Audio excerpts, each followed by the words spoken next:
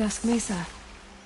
Now I need to find someplace too high to reach, if I'm to believe anything Fernand said.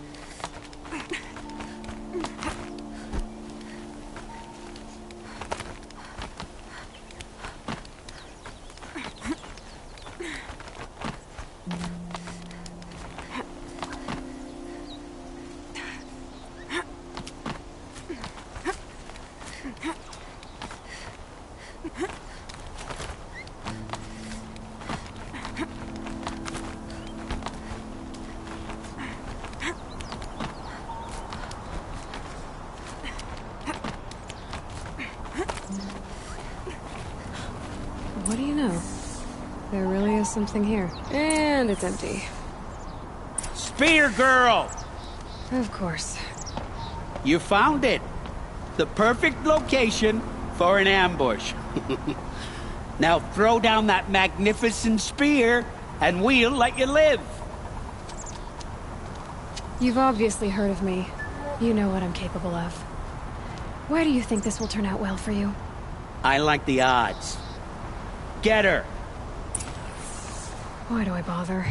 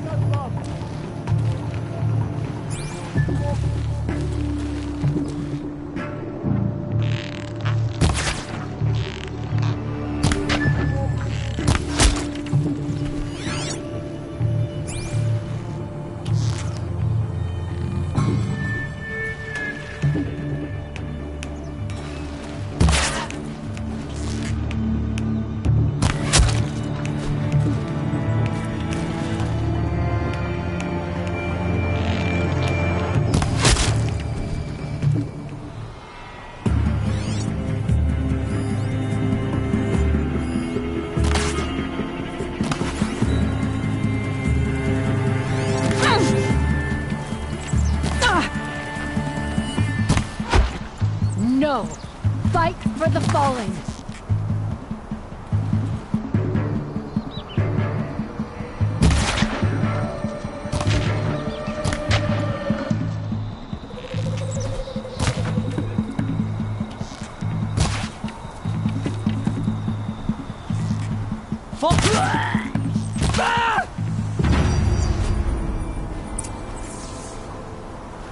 That's the last of them. But Fernand ran off. Right to the Meridian docks, I'll bet.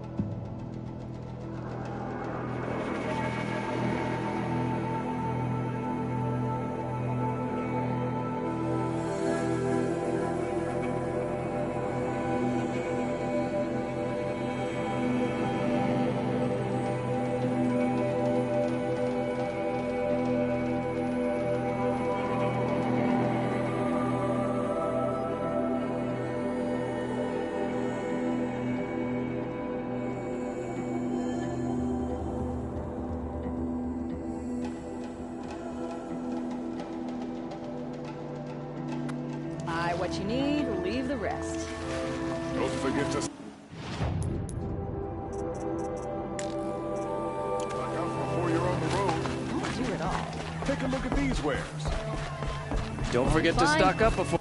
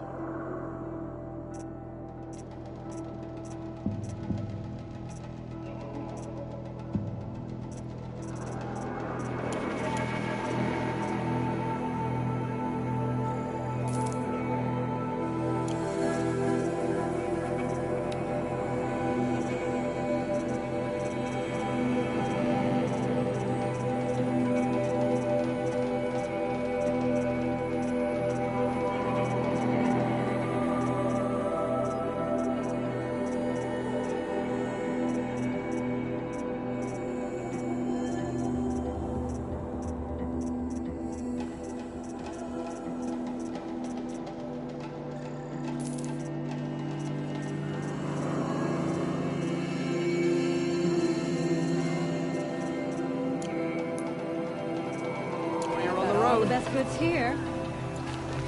Buy what you need. Don't forget to stock up before you're on the road. Just a look. I've got all the best goods here. Fine goods for a fair price. Take a look at these wares. Letting off Victor Vaughn? Don't give him a rap on the knuckles and let him go. Oh no.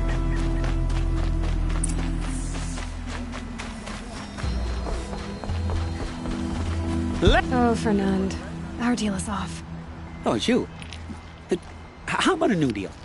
You could just cut off my finger, or my hand, or my left arm, but that's my final offer.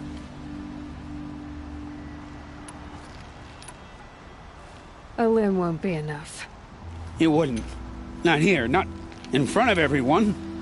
No one's gonna lift a finger to stop me. You just led a group of men to their deaths, remember? They were bad men.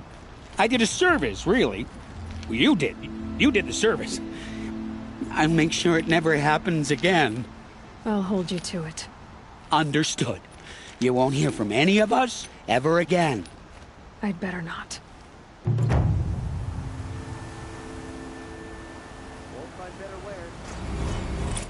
Everyone will know to leave you and your spear alone.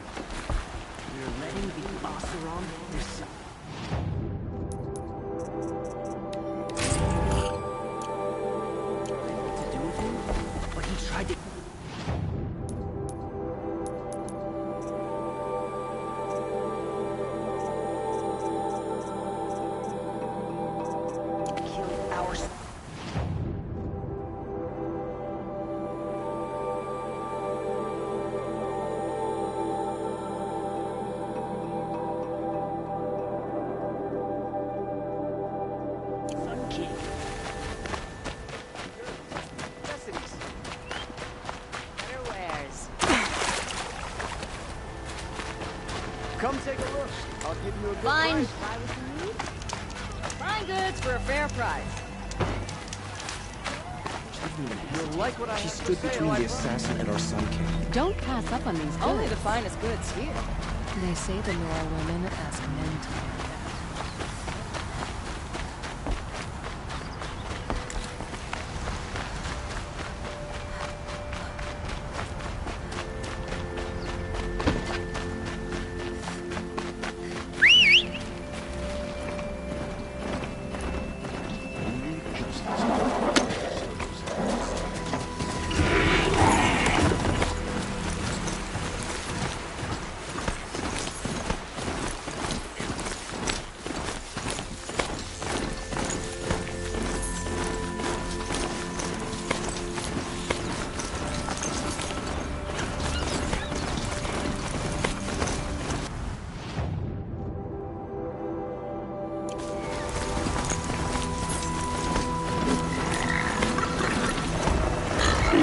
Those machines are alert.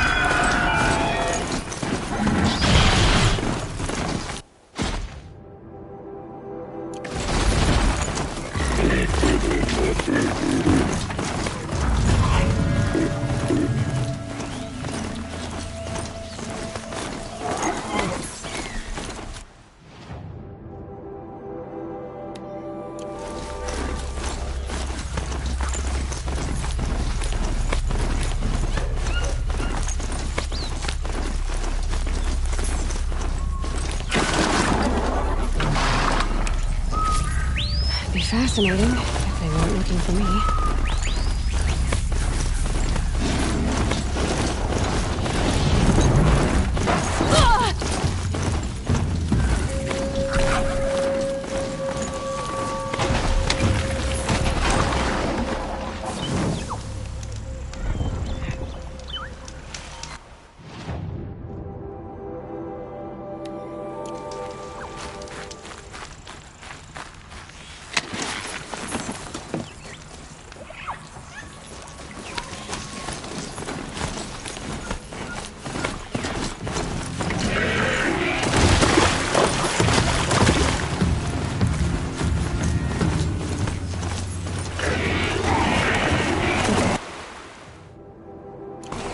They're heading back.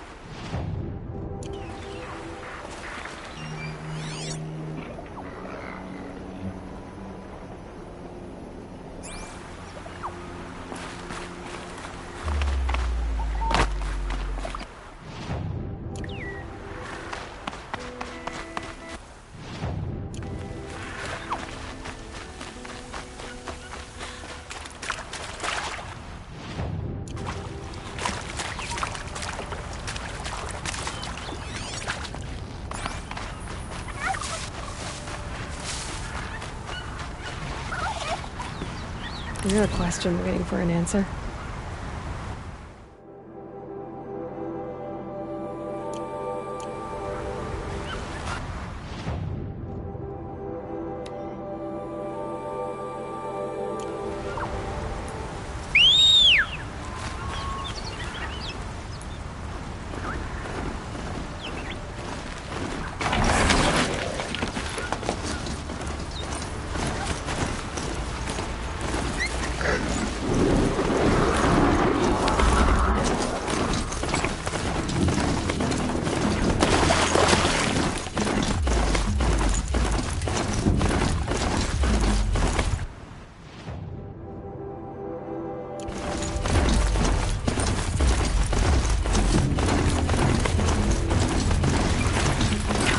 Hunting me.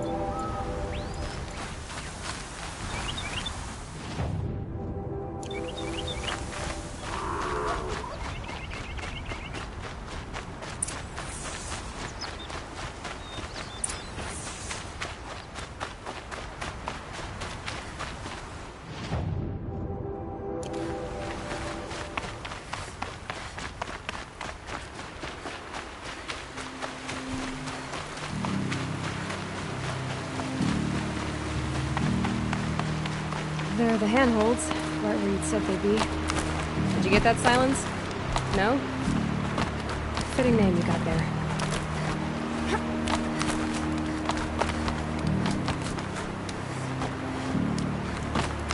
All right, what now?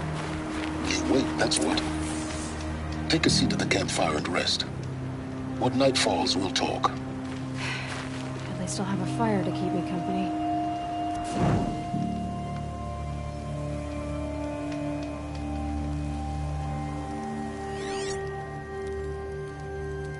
How nice of you to finally drop by.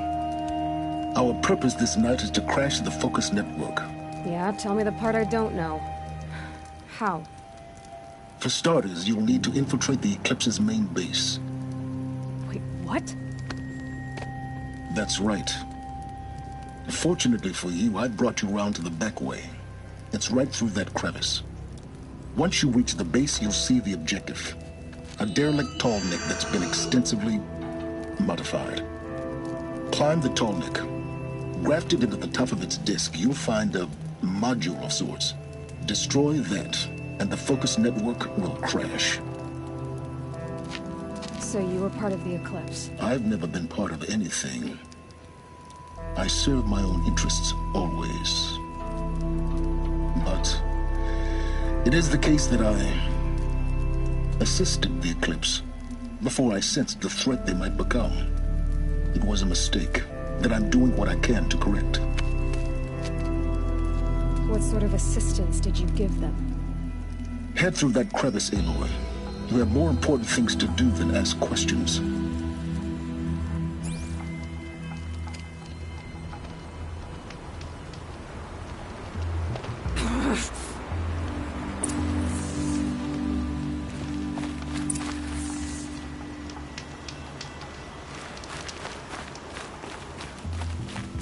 Let's see what's through here.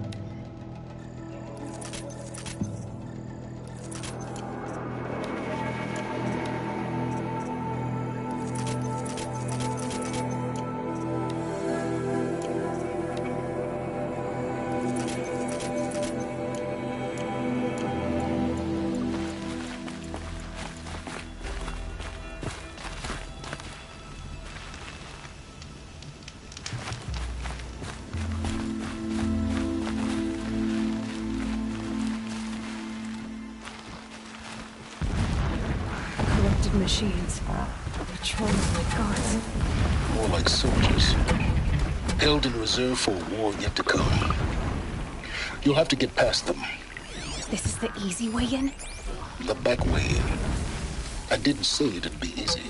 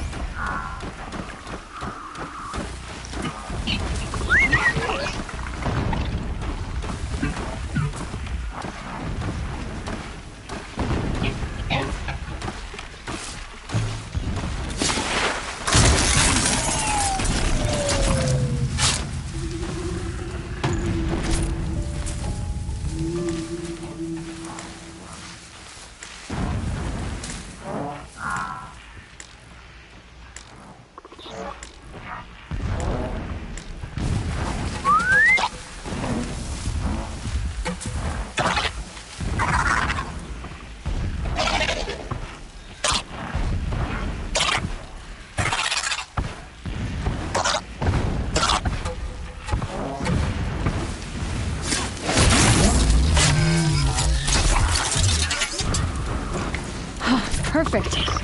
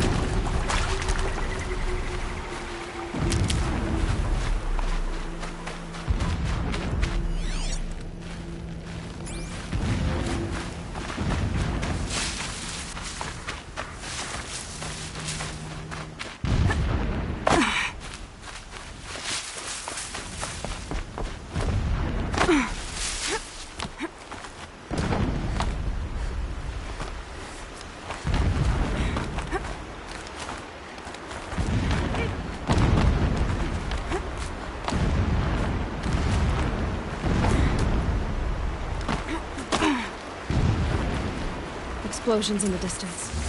Pay that no mind. Doesn't concern you.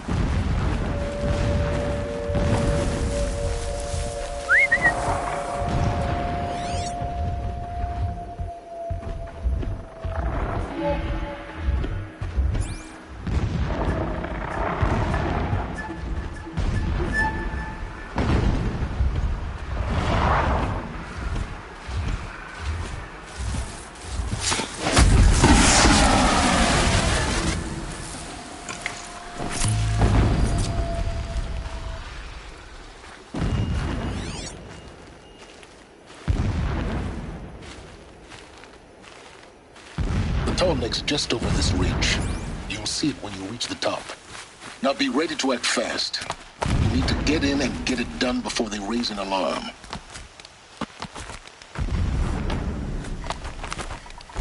Here we go.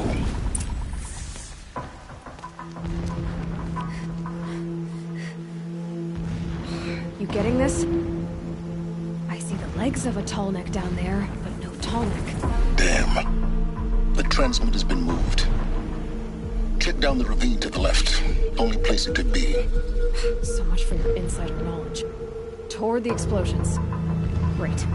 You got exactly one shot at this, Aloy, so spare the sarcasm and make it count. You see that bridge over the ravine? Yep. Memorize its location. There's a rappel point on the side. That'll be your way out. And these Eclipse troopers? Avoid them or kill them, your choice. The blasting should cover any noise you make. Find the tall neck and destroy the module on top.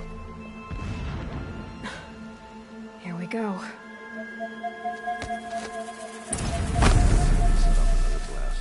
My ears ring.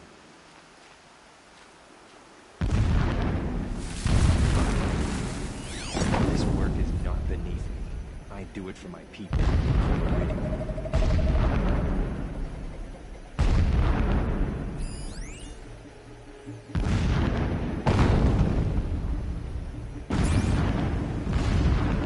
Not sure what that was!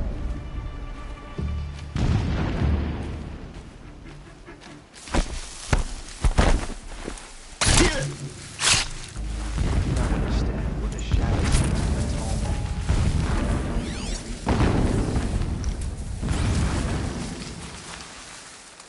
Not alone.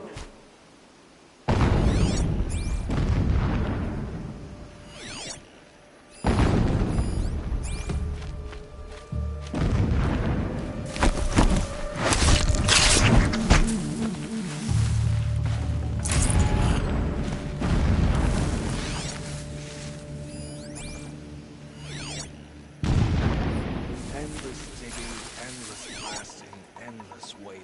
I'm tired of this place. I want Meridian.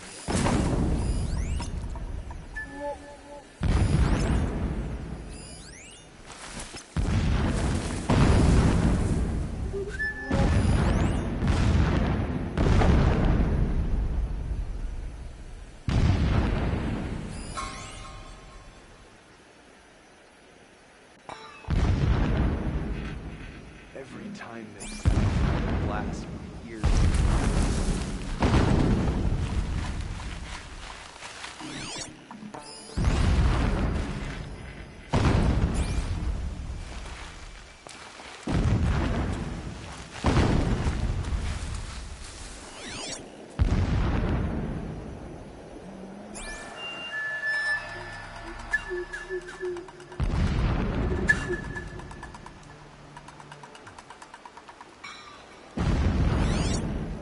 When we take back Meridian, leave the revenge killings to heal us.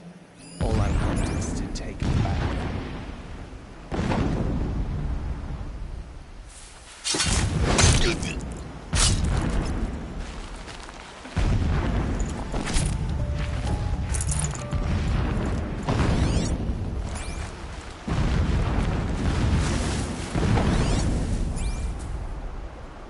I think. Not sure.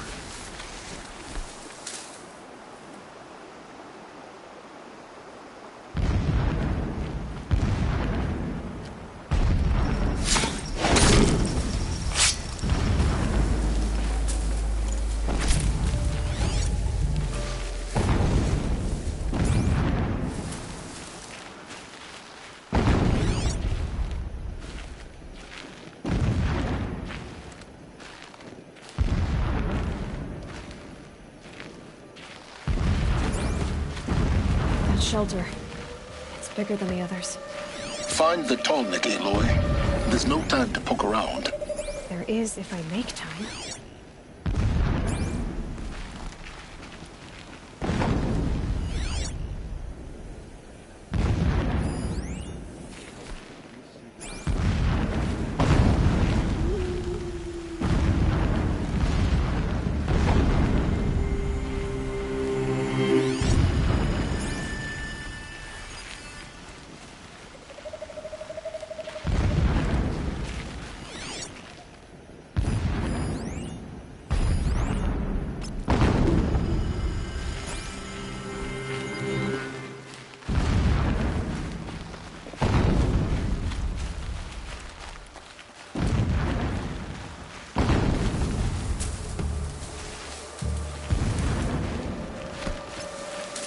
There's a signal here.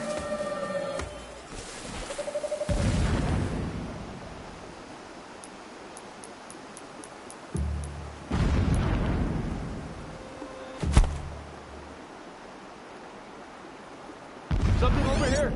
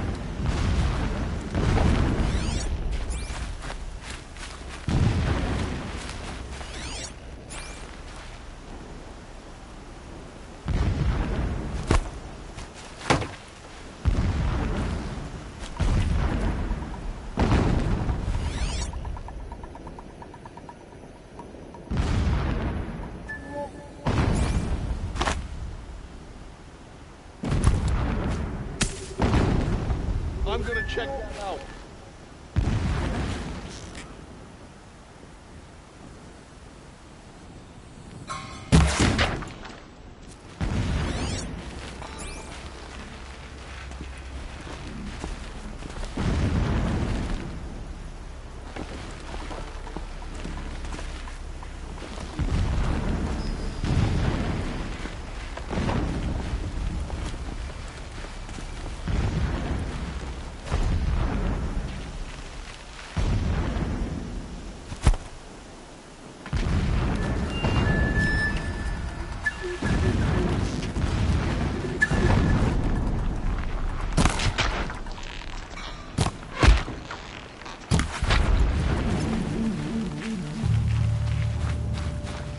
Is there fighting up ahead?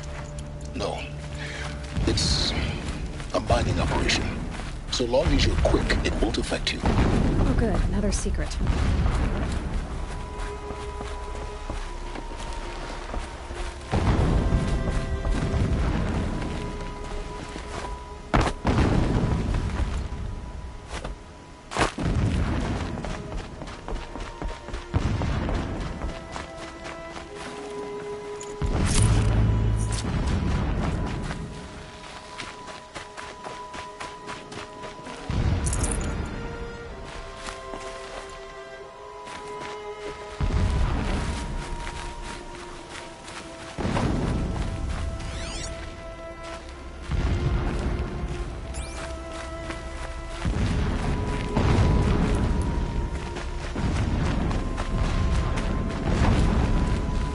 What is this place? A distraction. There are several data points.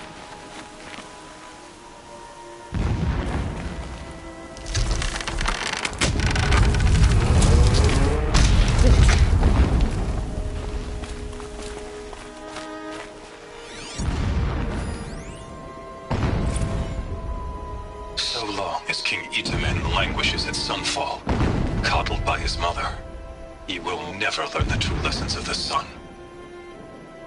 I have tried to instruct him, but the shadow of his mother's influence is upon him. I took him to the palace balcony to behold an offering of sacrifice in the ring, but he showed no thirst for it. He averted his gaze. Look to the sun, I told him. Do not shield your eyes. In all things, it is absolute. One day, it nurtures life, and the next scorches life away. It burns the skin of champions and wretches alike. Never does the sun show pity. That is the example a Sun King must follow. The example of your father. But before my instruction could take hold, she was there, clutching him to her robes, burying his face against her breast. How is a king to rule when he cannot even see?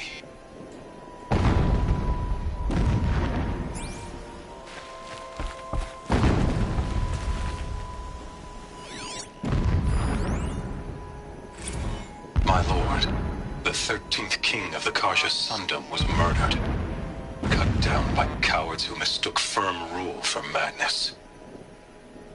Ever the strong are beset upon by the weak. So he said, as the traitors launched their assault, as their cannons forged by Oseram filth toppled the battlements and burst the gates. I would have fought to the end. But it was his will, the will of the sun, that I lead the prince and queen into the west, to safety. My lord did not hesitate. He saw his fate. He looked into the sun, and he did not blink. With me, he sent kestrels, nobles, sun priests, and slaves. Killing all that stood in the way, I carved a path to Sunfall. There, we joined others to gather the strength to take back our home. But our strength only faded until the buried shadow was brought to light.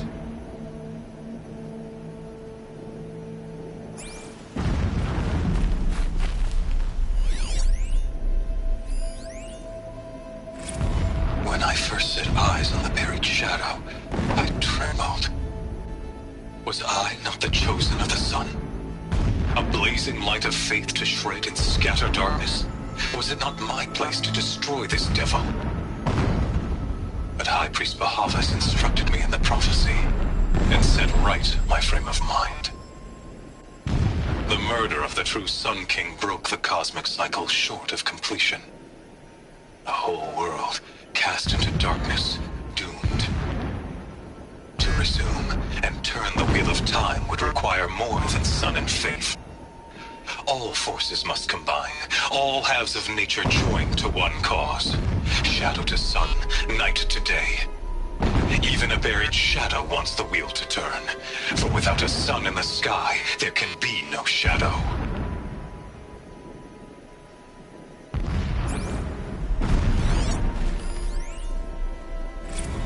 Never does the sun show pity. And yet, when my wife died in birthing, and in dying ended the life of my child unborn, I pitied myself. My lord sensed this, but instead of casting me down for weakness, he cast upon me a radiant beam of honor. He ordered my kin buried in the sacred caves reserved for royals and heroes. Unimaginable. Never again would I doubt that I am the chosen of the sun. Never again would pity find a place in me. Not for myself or another.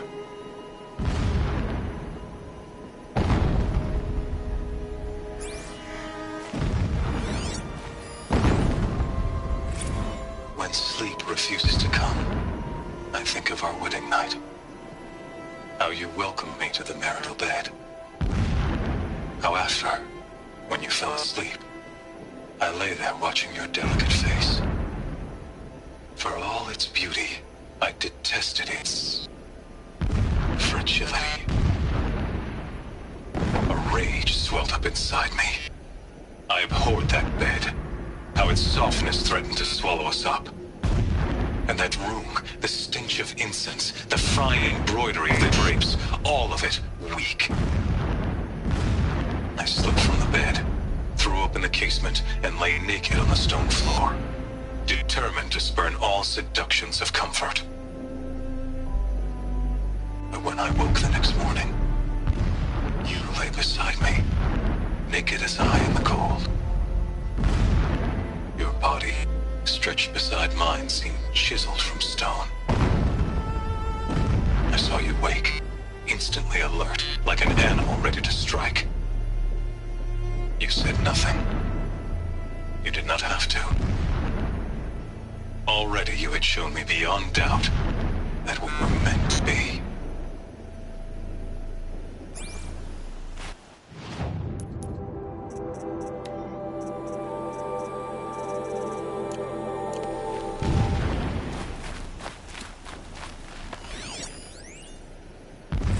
Every morning, I wake to the same nightmare. The same reality. Holy Meridian, in the hands of profligates. Debased. The spire, towering above the horizon like in a glittering spike through the center of my mind. Every daybreak in exile is a mark of failure, but the count of days runs thin.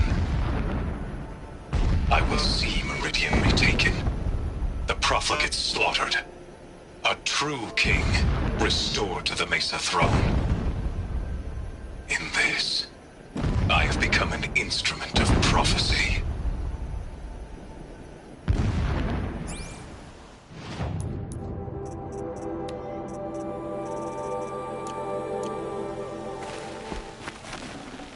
Rare part.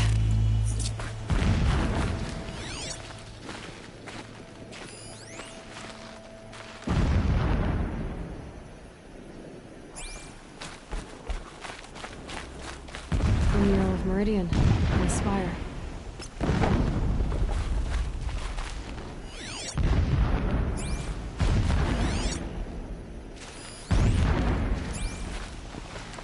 This armor. There's only one man big enough to wear this. Helis. Guess this is shelter. Not exactly fancy. What would you expect of a fanatic? His only extravagance is his brutality. So you know him? Just enough to want to stop him.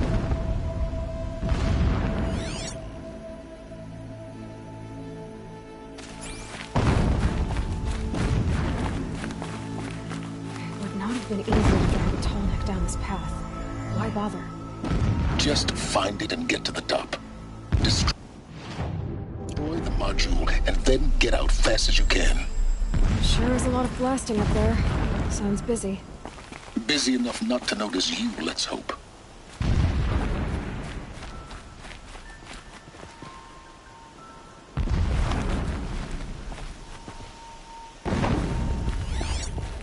He's a fanatic, all right. Single-minded. It gives him a focus that you seem to lack. Now how about finding that tall neck?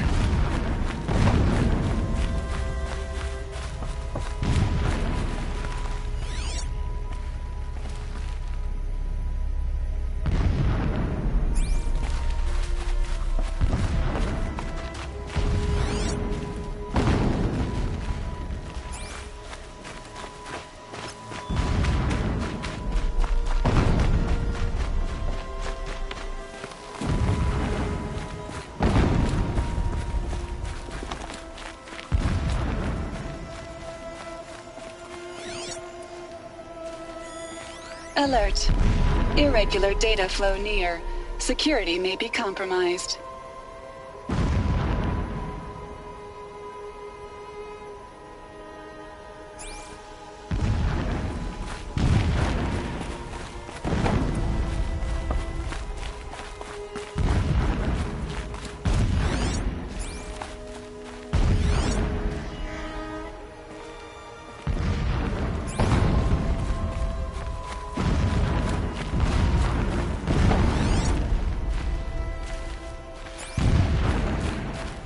I see it.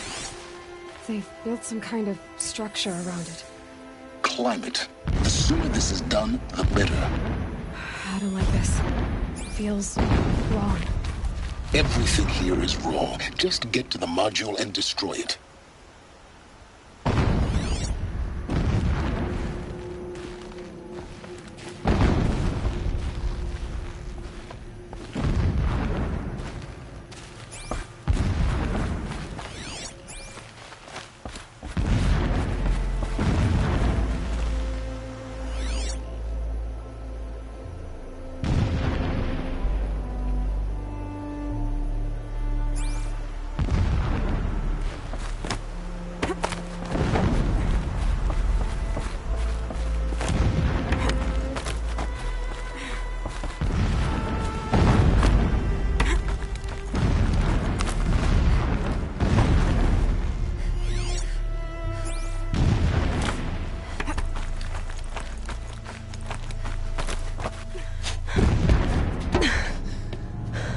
I see the module.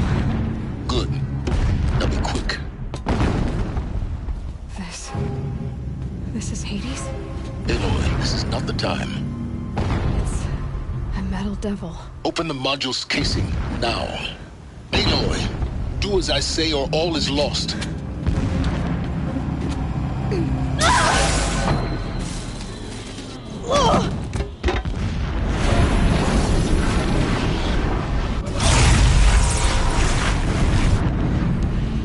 Entity has come here. Entity miscalculated.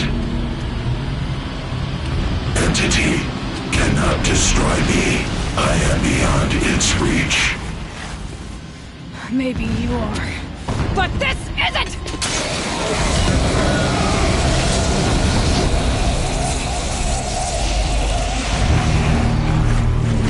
Destroy the entity.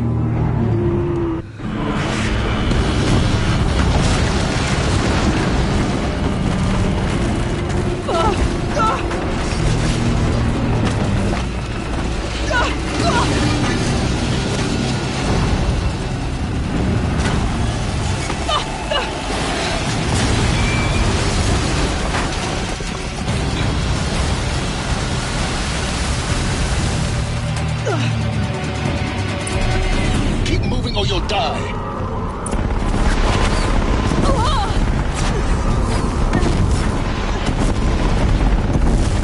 Are you kidding me?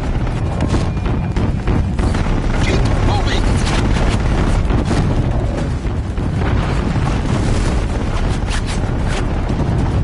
Keep moving. Yeah, you think? What do you think I'm doing? Taking a nap? No way.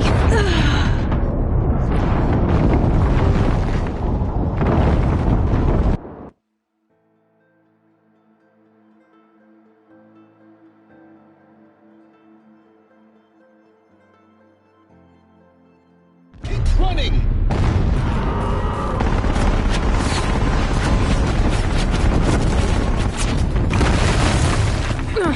Looks easy.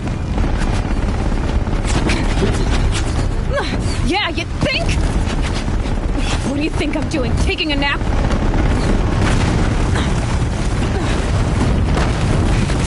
Great trail.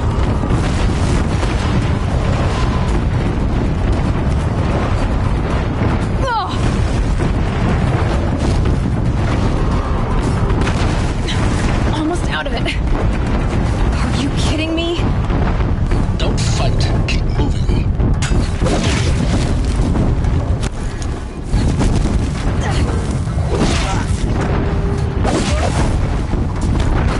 Run, don't fight.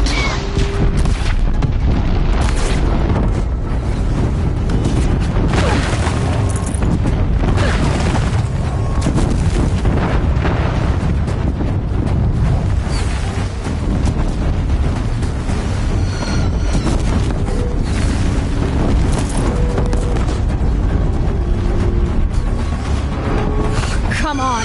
Don't fight. Head left towards the camp. Got it.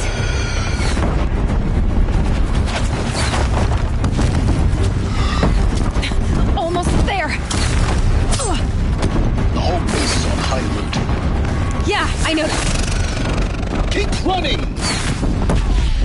More Eclipse across the ravine. Bridge in sight. That's the way out. I know.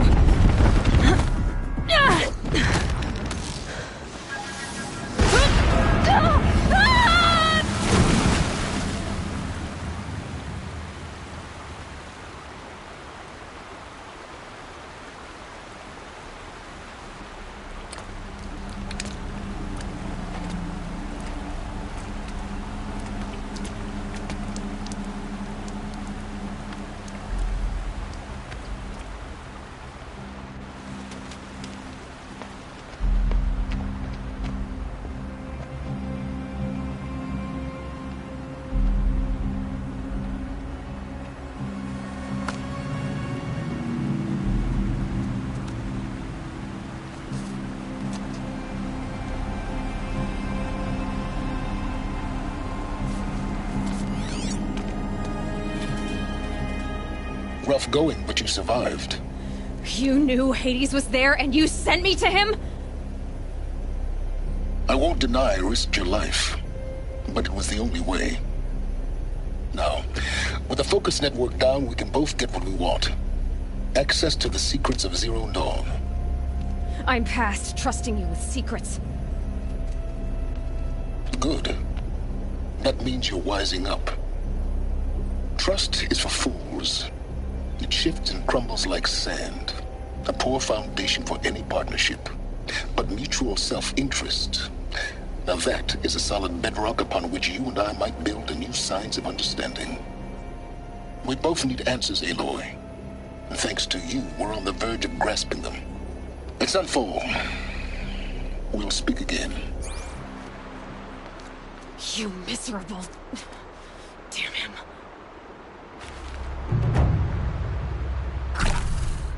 If I could toss this focus and be rid of you, Silence, I would. But we both know I need it. Sunfall it is. And Zero Dawn.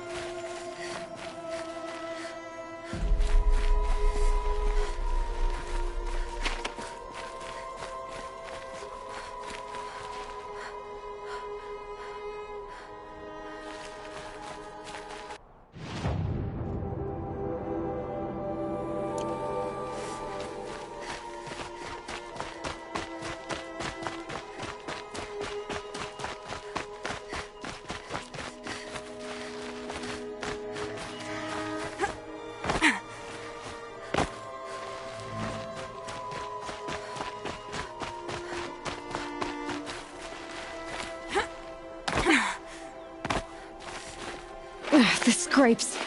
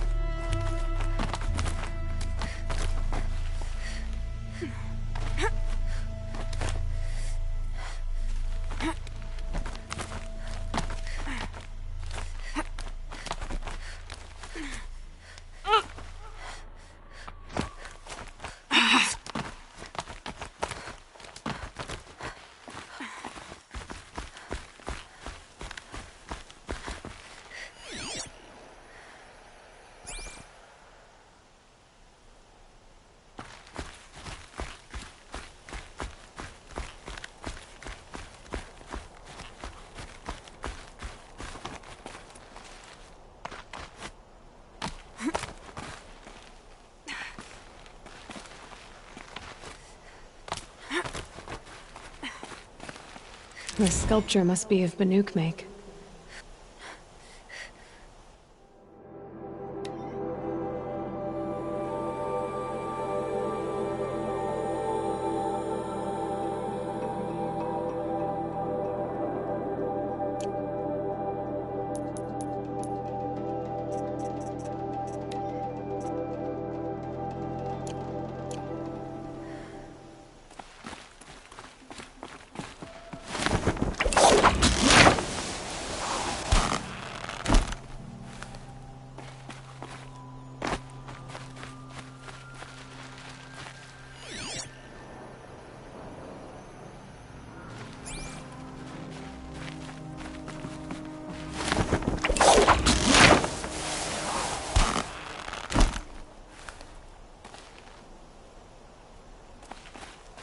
Might regret this.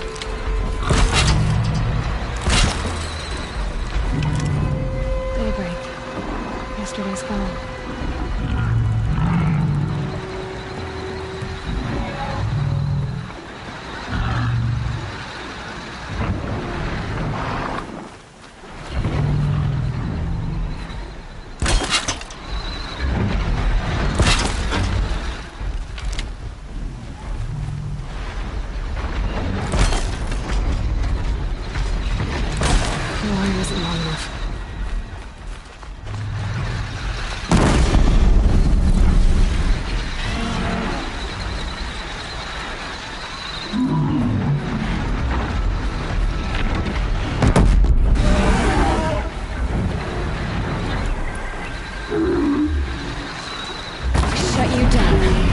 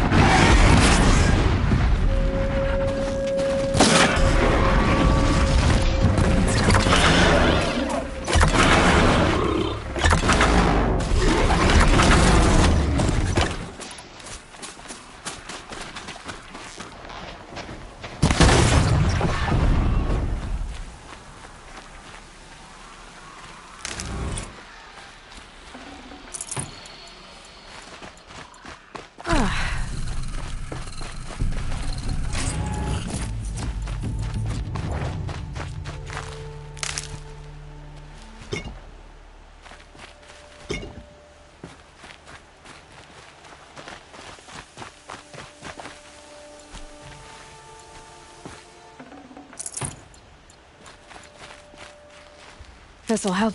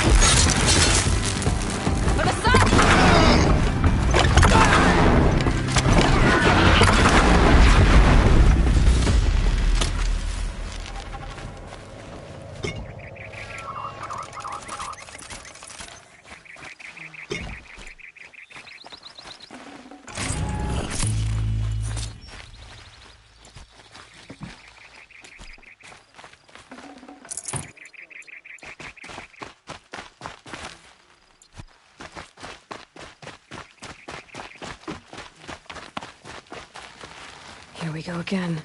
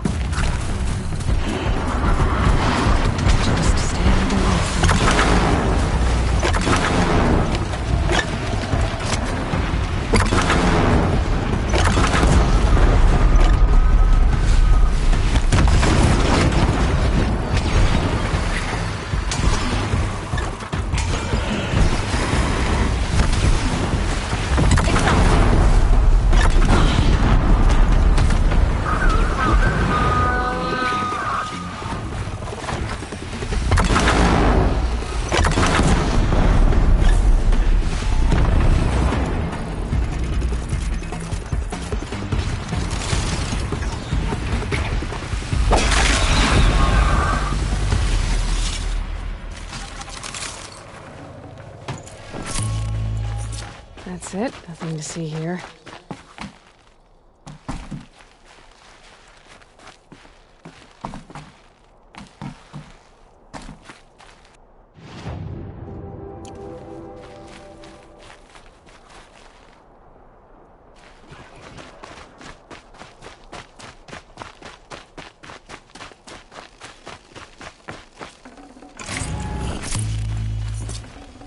Looking good.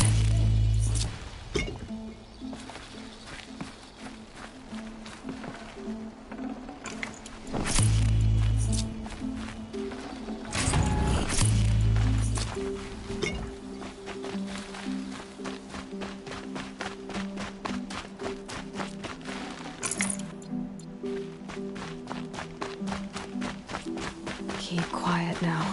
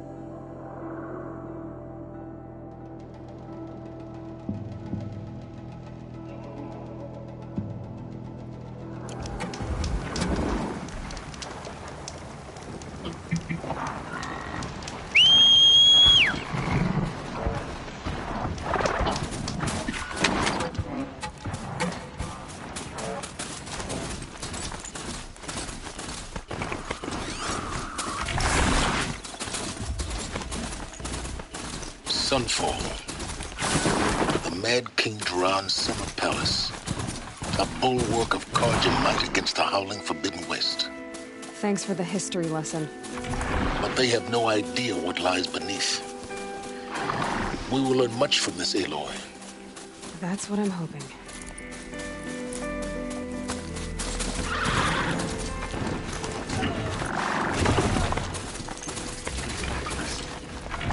He's been a righteous man. She's very pale. Is she unwell? Yes. She's a fighter, but the fever on her won't lift. It only burns hotter. Her name is Shiana, my sister. Isn't there anyone in Sunfall who can help? We're refugees. We know our place. And there's only one healer in the territory. He's... difficult. His soul is in shadow. His soul is in shadow. Galiv. That's him. He's very clever, but he has little care for people. Perhaps the desert scoured it all away. Perhaps he was always like that. Either way, I know he won't help us. Well, I'll see about that. Where would I find him? Last I heard, he was patching up soldiers at Blazon Arch. Another border battle. I trust young Itaman's wisdom. I'll keep the moon But from your people are brow. losing hope. I fear this ceasefire's a ruse. Avad's a murderer, after all. Are we to take him at his word? Nice idea, but what's the point?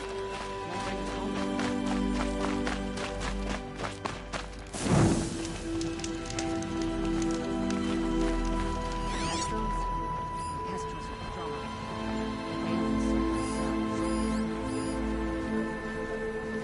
We better hope the usurpers don't find out about conditions in Sunfall. They'd invade for sure.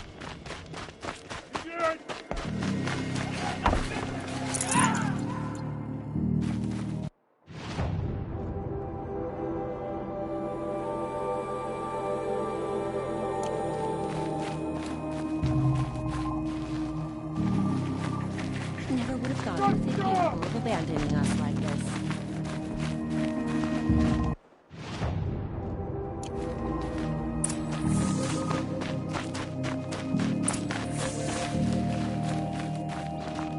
No one passed up these goods.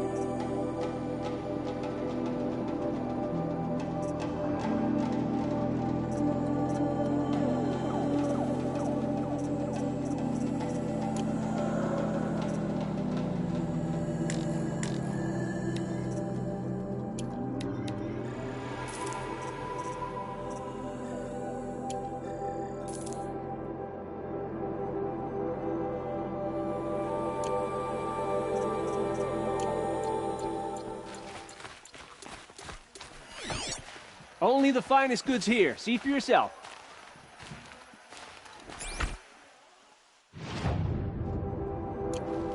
All these out.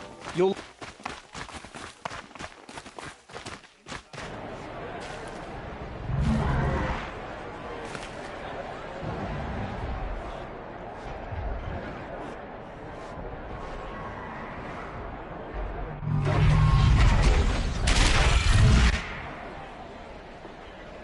The submarine.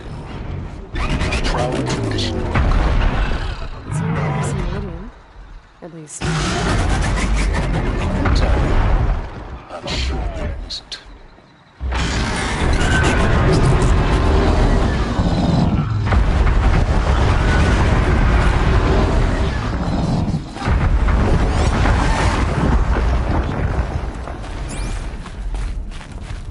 Some other weird's after our herd. We'll claim first.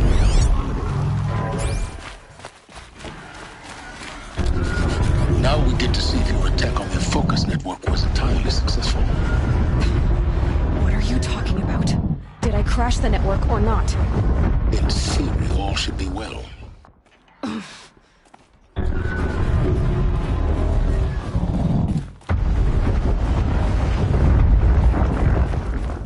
Success. Welcome to the Citadel, Aloy. I'll check back with you in a moment. In the meantime, circulate.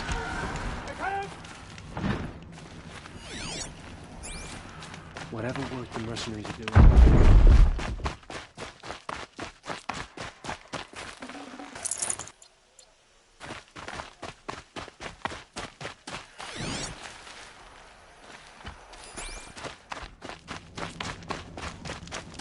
Ulthid owes us an explanation.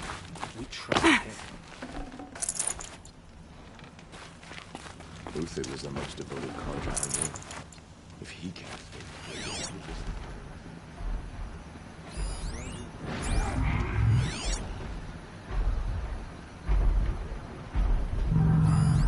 blades for hires.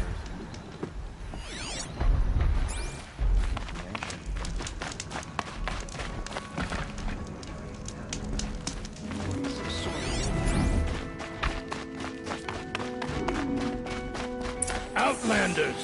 If you want to hear about today's bounties, head for the throne room. You're not going to make any shards by standing out here. Filthy mercenary bottom feeders. I'll take the shards, even if it means having to listen to Bahavas. I hear the Shadow Cards are looking for one. What are you waiting around for, Outlander? Bounties are announced inside.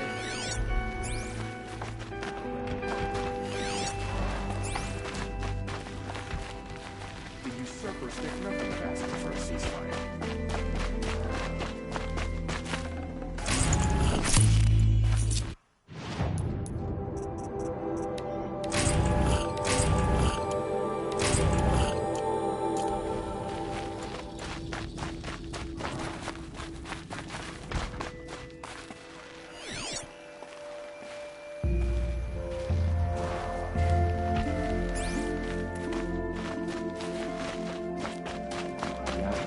Taking their pain and betraying us. It just doesn't make sense. One day, he had a little cough. The next, he's gone. You want to hear what I think?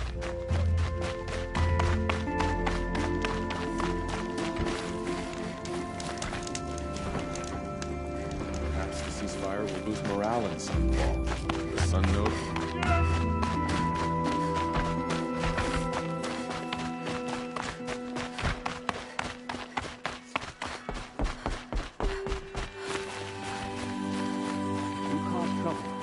You'll find yourself in the Sun Ring, Outlander.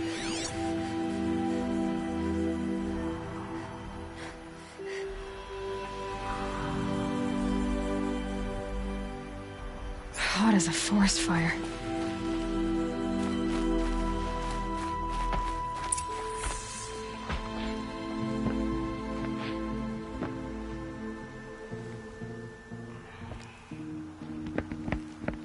By the glory of the sun revealed. Behold, radiant Edaman, the one true Sun King.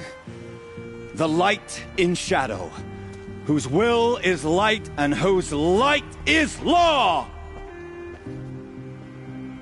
I command Lucius Bahavas to speak in my behalf.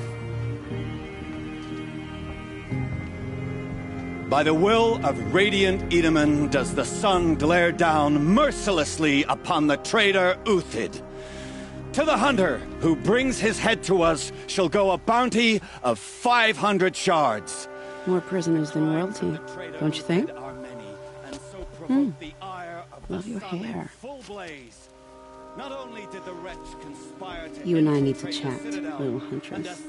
The green tent down in Shadowside. I'll be waiting. Kind of busy. And in doing so, demonstrated wanton disregard for the safety We both know of you're the no killer for king's hire. subjects. Uthid is innocent. So come see me while there's still time to save him. So, the way in I spoke of is right behind you. You've got to be kidding. Not at all. And you needn't worry about the Kestrels. They'll be too busy acting important to pay attention to you. First time in the Citadel, gotta see the sun ring from on high. Well, the Kestrels. Ah, they want us to see this, boy. It makes quite an impression.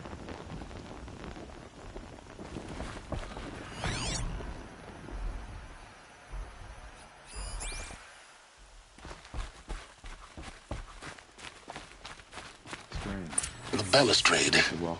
It's a short drop from there. I haven't seen him today.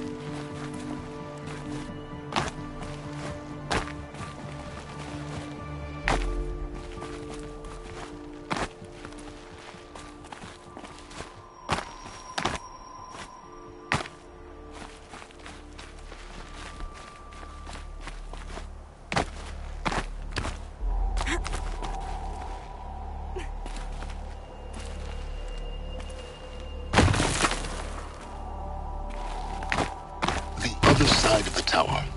Look for a vent.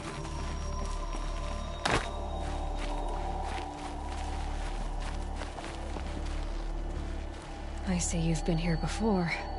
Obviously. Now, it's very important that you hear what I'm about to say. I've shown you the way in, but this humble vent marks a point of no return. Before you descend into the depths here, you should be fully committed, equipped, and focused. No distractions. If you have errands to run, do them first or hold your peace. I won't tolerate whining. Is that clear? You'll tolerate what I give you, Silence. I didn't ask you along for the ride.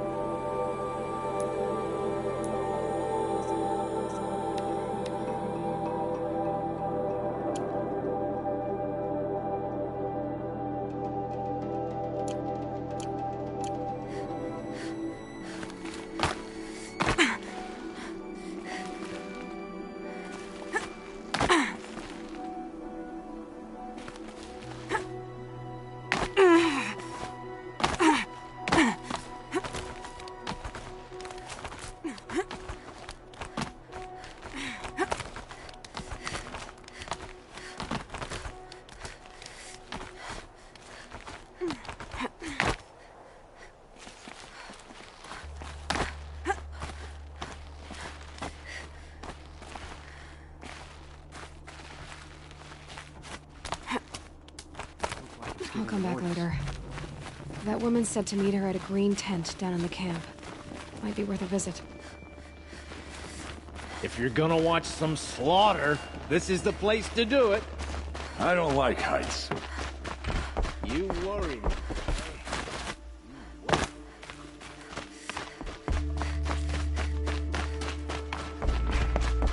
He trusted him.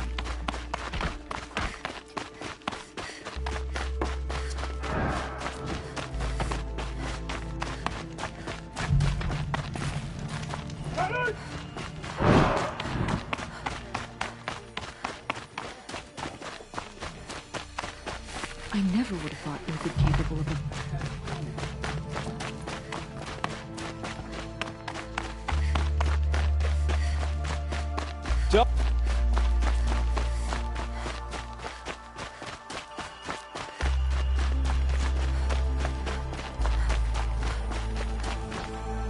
The food is from Dowager Queen Nasadi, little ones.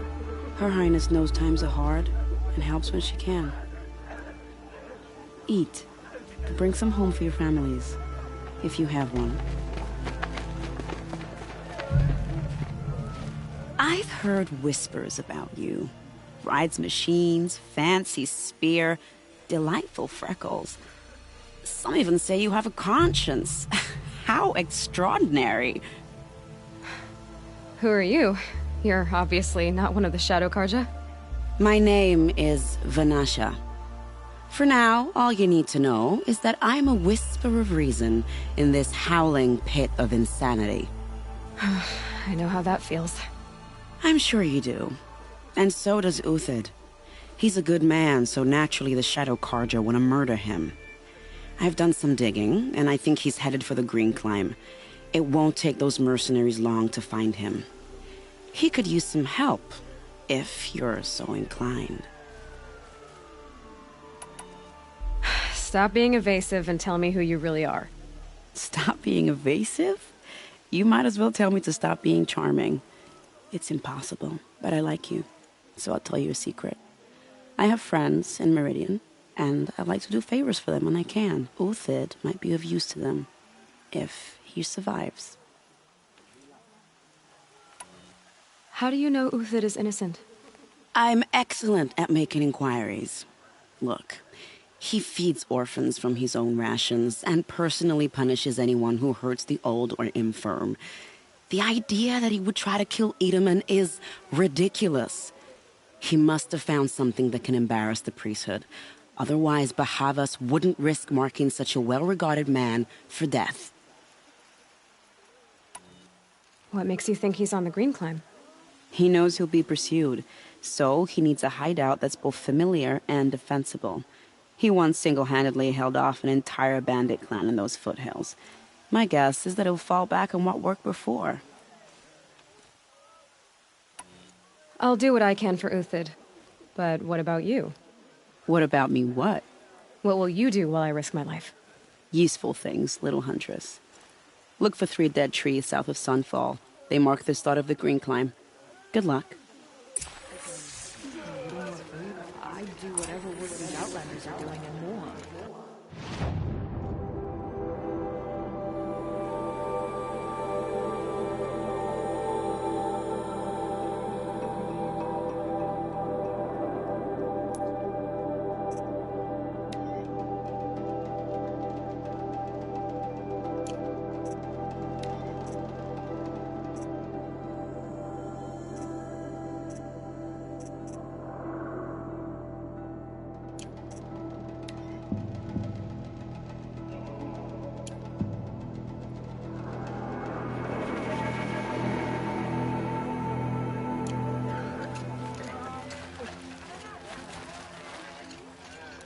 As to this ceasefire, perhaps we need a respite.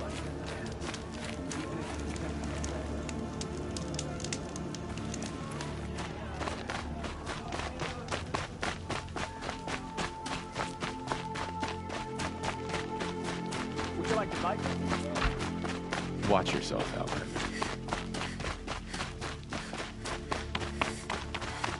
Check it.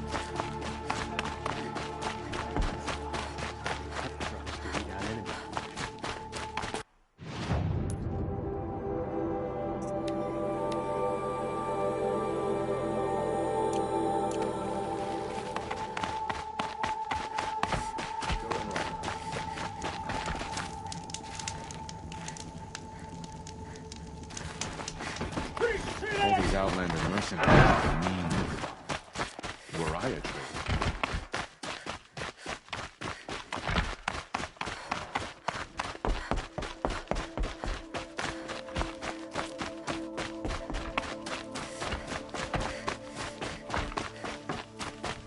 What does Avad think he's fooling with this ceasefire nonsense? Nothing is forgiven.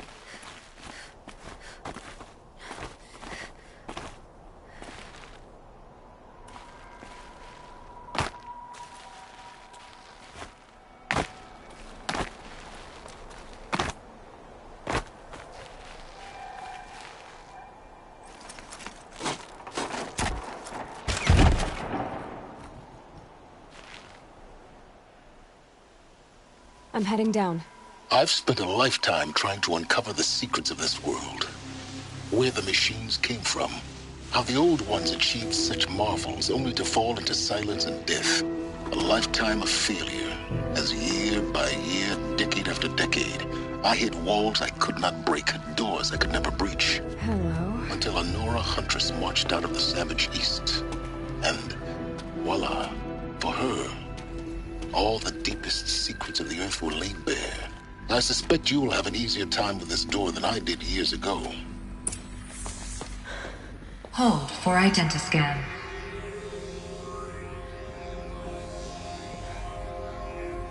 Genetic profile confirmed. Entry authorized. Malfunction. Malfunction. Malfunction. Malfunction. Are you kidding me? You don't hear me laughing. Shut up. There's gotta be another way. Hey! Elizabeth Sobek here! Requesting access! Access request acknowledged. Root command functions available. Do you wish to proceed? I do! Get me through this door! Analyzing. Primary access inoperable due to mechanical failure. Emergency venting procedure likely to circumvent blockage. Do you wish to proceed? Yes. Emergency venting authorized.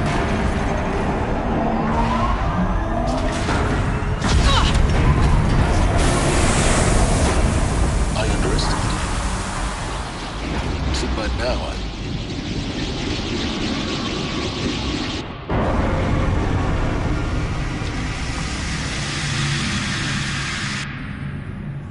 Guess you can't have everything. that will draw attention.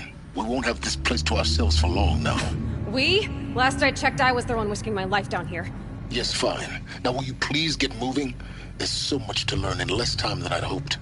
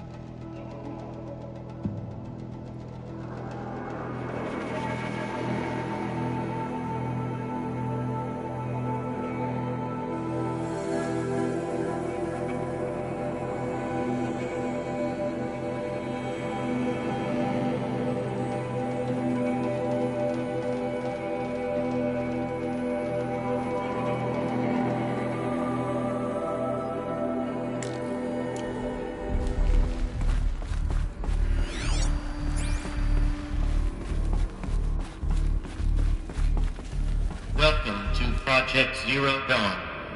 Zero Dawn. We found it. Are you really so surprised? Facility diagnostics detect multiple failures. Attempting repair.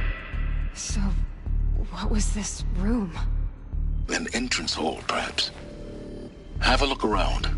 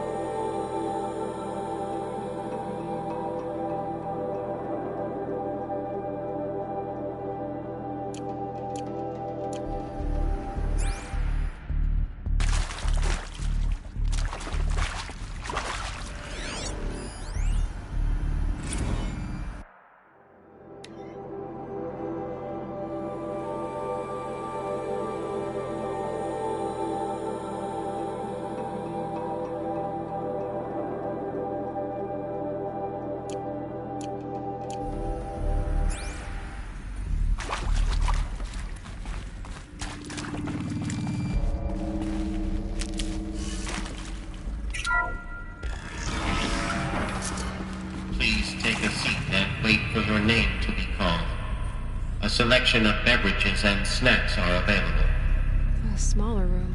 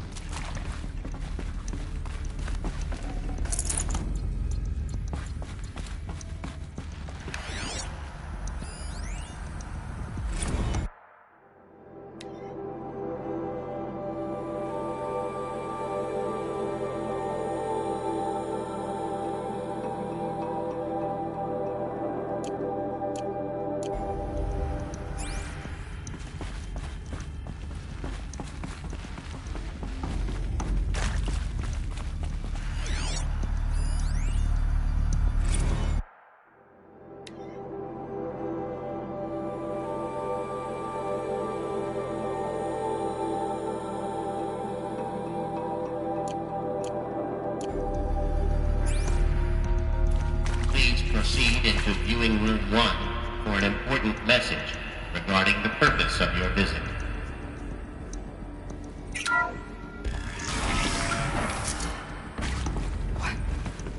What was this place? A holographic theater. CD-01 data intact. Initiating playback. Welcome to Project Zero Dawn. I am General Harris, Chairman of the Joint Chiefs of Staff of the United States of America. I'm sure you've heard the rumors that Zero Dawn is a top-secret super-weapons program, the technological miracle that will save us from the Pharaoh Plague, if Operation Enduring Victory can hold off the robots long enough. The reason I'm sure you've heard the rumors is that I'm the one who spread them, and they are all lies. Zero Dawn is not a super-weapons program. And it will not save us. Nothing will save us. And here's why. By the time the glitch was noticed, it was already too late. Nothing could stop the Pharaoh Plague. Nothing can. Its robots will continue to replicate and devour the biosphere. Life on Earth will be destroyed. Our planet reduced to a barren sphere. Global extinction is inevitable. No matter how many we kill, the robots just keep exponentially making more. If we had their deactivation codes, we could shut them all down. The entire swarm. But since their cryptographic protocols use polyphasic entangled waveforms, cracking a code set would take half a century. At best, we've got 16 months. Not exactly what you'd call a survival option. The destruction of a biosphere is not the sort of apocalypse you can wait out in a fallout shelter or a space station. There will be no Earth left to reclaim. Just a lifeless, toxic rock with several million Pharaoh robots on it, hibernating, waiting for something to eat. This is the horrible truth behind the lies of Operation Enduring Victory. My lies. Lies designed to inspire millions of innocents to sacrifice themselves in battle.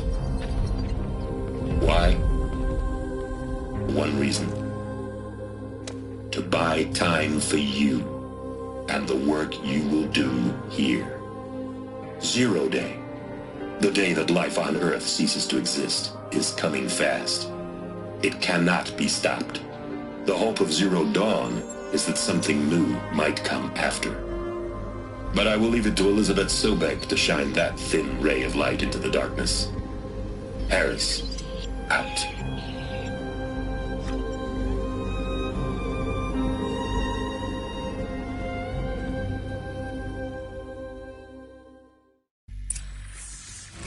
That doesn't make sense.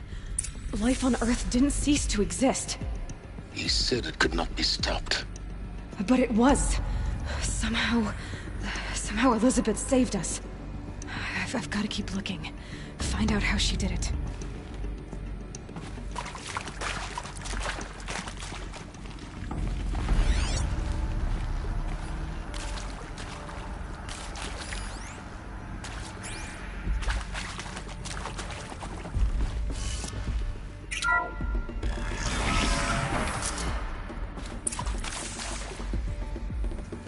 rituals. They got in, through the vents. Let nothing stop you from learning the truth. Spread out! If it moves, kill it! What is this place? Tomb?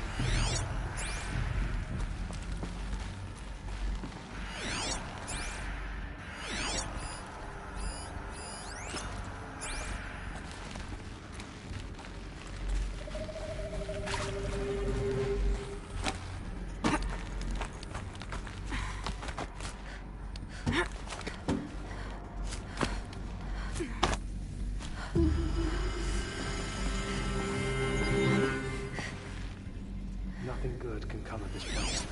Get the girl.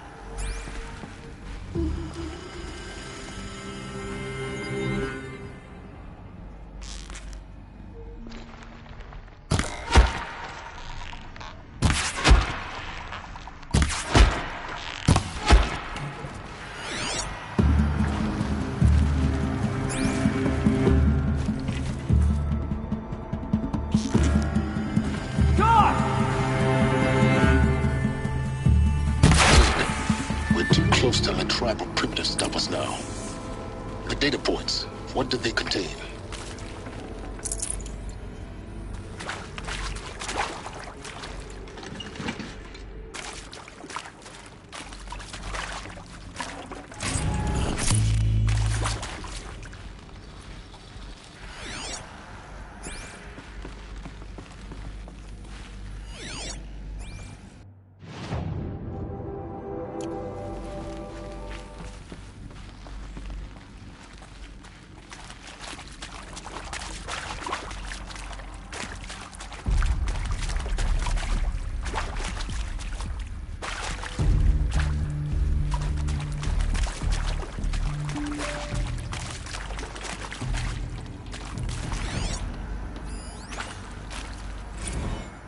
With Suzanne Alpert, environmental scientist.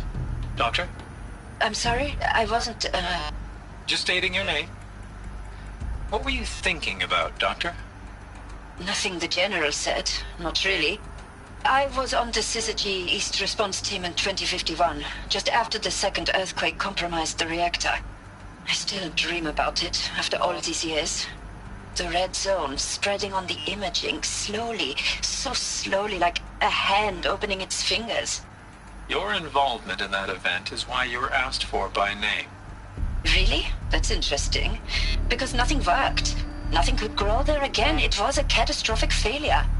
But the red zone is a blip compared to global-scale biomass reduction. The biosphere and hydrosphere will collapse, render the Earth uninhabitable long before the robots finish us. Enduring victory can't buy time against that. So, you'd better show me what Zero Dawn really is.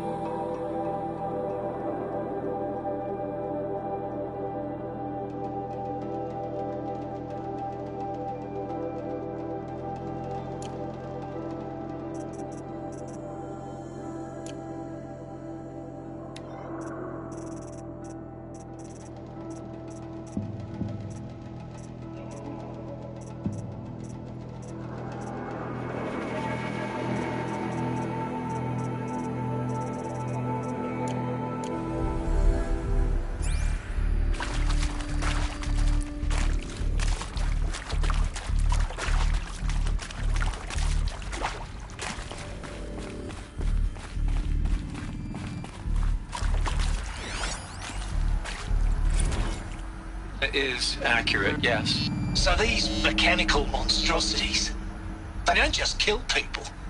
They feed off them? Not just people. All organic matter. Every living thing dissolved into nutrients. Millennia of evolution liquefied. The miracle of life reduced to bloody biofuel. In a word, yes. Who did this? Pharaoh? That arsehole. Is he here? No, Doctor. Please, tell him Tom Pake wants a word. Now, get off! Get off! Doctor, please! You get Ted Pharaoh in here!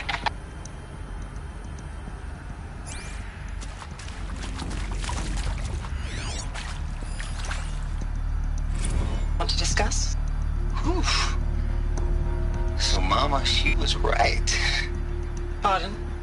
My mother, she took her Bible real serious. Not just Texas Bible serious, Pentecostal serious. Favorite chapter? Revelations. Now, I didn't always understand her on account of all that speaking in tongues and such, but when she did use her words, there was always end times this and lake of fire that on account of sinful lifestyles. Speaking of which, mind if I smoke? A tobacco cigarette. Sorry, darling. My taste run classic. Compliments to your team tracked me down. Been a price on my head 18 months now. Sterling Malky was me, don't mind admitting. Been plenty of snakesters chasing the bounty too. But I kept the zigging to their zag. How'd you finger me? I believe Dr. Sobek listed you as an alpha candidate. Priority snatch and grab. Always suspected she had a little thing for me. Hey, I don't suppose you got real coffee in this place. You know, blood coffee? Conflict cappuccinos? Mr. Tate, I'm clearing you to proceed. Just go.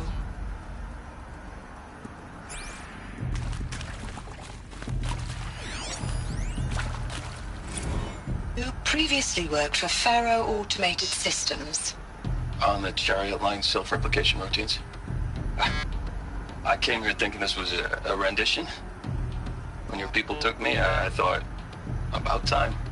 I've been trying to swallow the guilt every day since... Would you like to take a moment? No, I really hoped Zero Dawn was a way to undo it all. My work. And I'm sorry to say I was ever proud of it, but Ted could really sell a concept, and in the labs, in the light of creation, that first test run, when you saw they understood their own structures, could rebuild themselves from memory and light, there were no limits. God, there were no limits.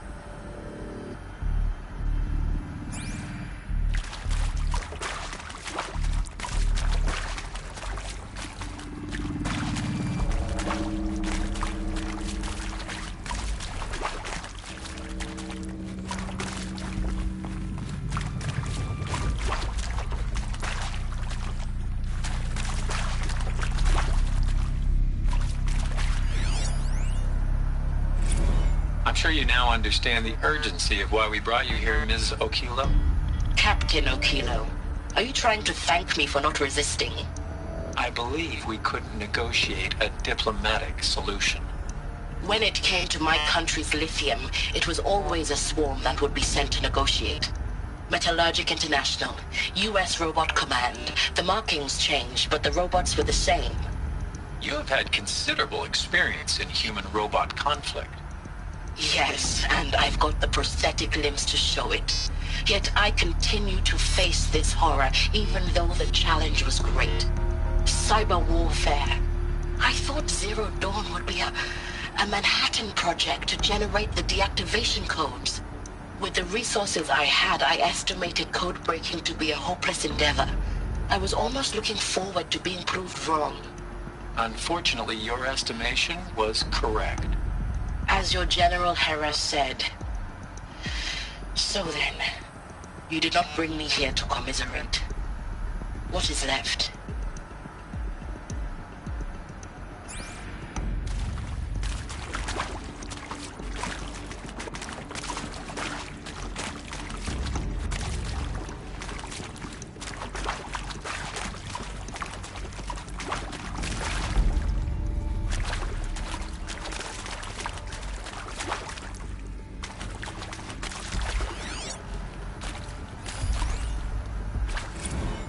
let's cut the mystery. You're building a colony ship. It's obvious. And it's not gonna fly. I mean, literally. Remember the Odyssey? That multinational heap of space junk that's been in graveyard orbit since 57? That went nowhere real slow. And you have to get somewhere real fast. Do you have any idea the immensity of the challenge to prep a new colony ship in time? To be clear, I'm not a worker on the project. Do you even understand how few people it could save? The whole generation ship concept is not gonna happen. It's the first thing you'd abandon in favor of embryonics. For that kind of storage, we're talking a lot of bulk, a lot of power, a lot of resources. So even if you do it, even if you build it and point it at Sirius X, there's no room for people on that thing, all right? If you could try to remain calm. You people are crazy if you think you're getting off this rock. No one's getting off. Medical.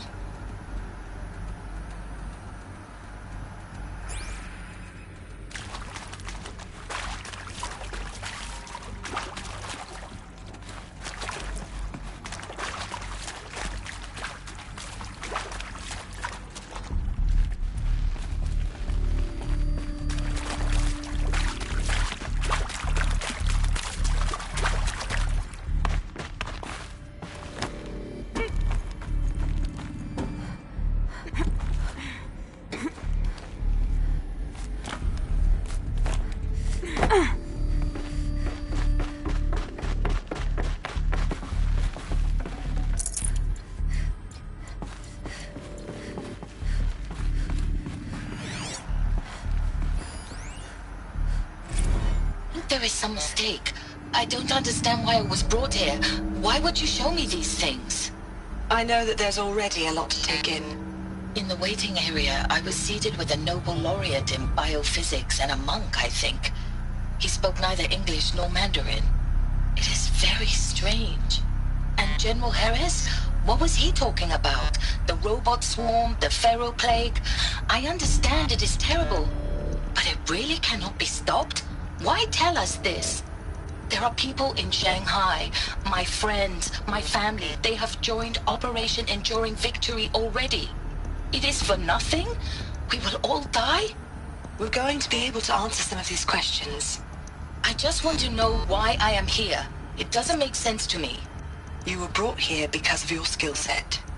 No, that can't be right. I am an art historian.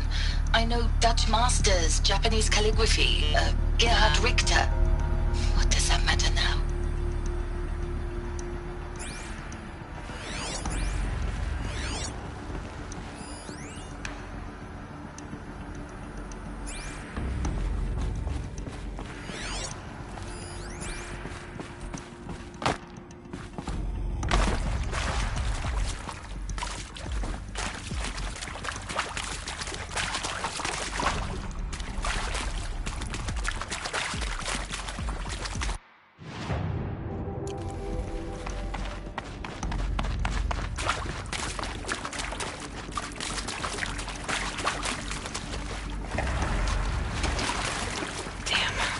Boats are full of water.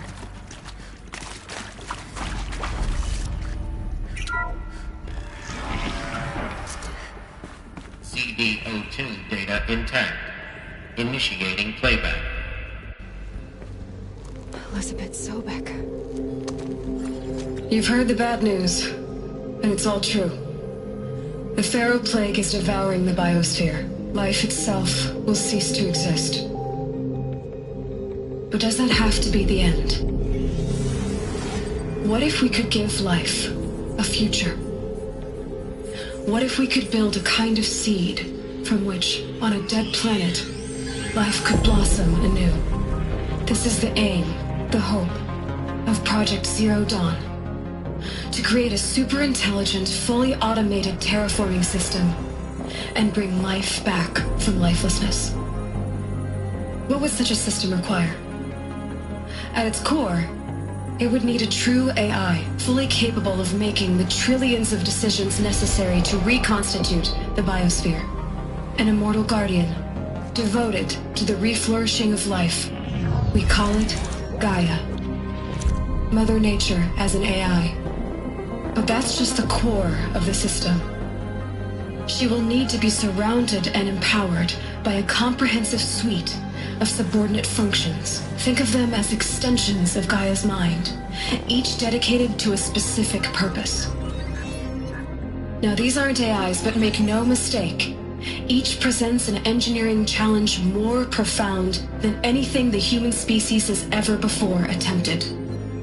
Hardware that preserves and then gestates the billions of seeds and embryos from which life will be reborn. The construction of underground facilities to hold it all. And that's just the start. We don't have to build the entire system. The beauty of a fully automated terraforming system is that it can build itself. Now, over the days to come, you'll learn how all these functions, all these pieces that you'll be working on, fit together. How we'll race the clock to execute our harvest initiatives, write the software, build the tech and the facilities. How we'll lock it down and seal it up before the inevitable occurs. But even more important, you'll know how it doesn't end here. How Gaia will generate those deactivation codes General Harris talked about, and build the transmission arrays to broadcast them, shutting down the Pharaoh robots for good. How Gaia will not just build, but imagine any conceivable robot it needs to do its work across centuries. From detoxifying the Earth's ravaged atmosphere and poisoned seas, to the regreening of the Earth from cryopreserved seed stalks, to rewilding the Earth with animal life. And then, when all that is done, how a new generation of human beings, spawned at cradle facilities around the globe, will partake of Apollo, the vast archive of human knowledge and cultural achievement from which they will learn of us, our world, and most important, how not to repeat our mistakes. It's not an impossible dream. It is within our grasp if we work tirelessly and stop at nothing to achieve it. We can't stop life from ending. But if you will help me, help Gaia, we can give it a future. Join me and help make that future real.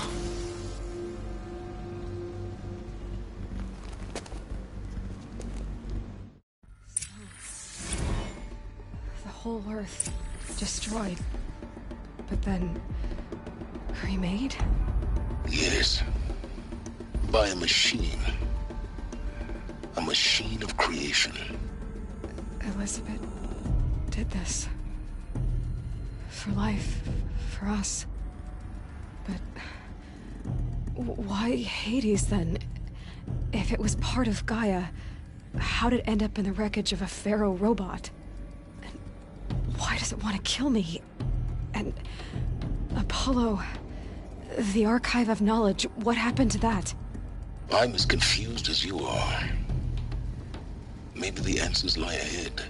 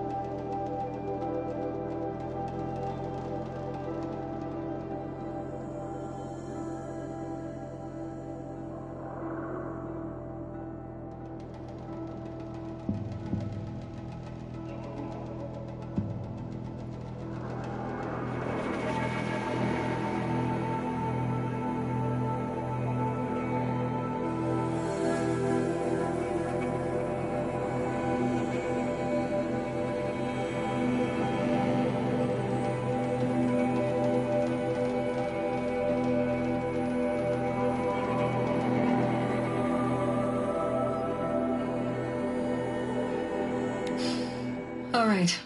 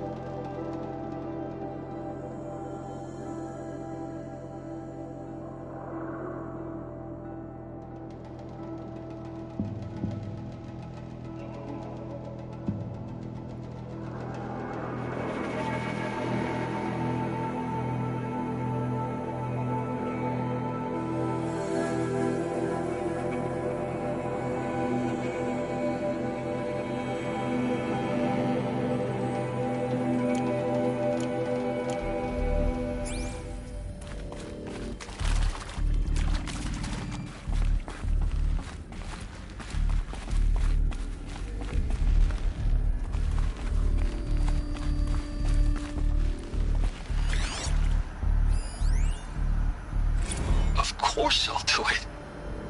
To be given the opportunity to rebuild what the damage that I don't feel worthy of it, but I will do it, absolutely. I want to stress that this was never about your culpability. It is to me.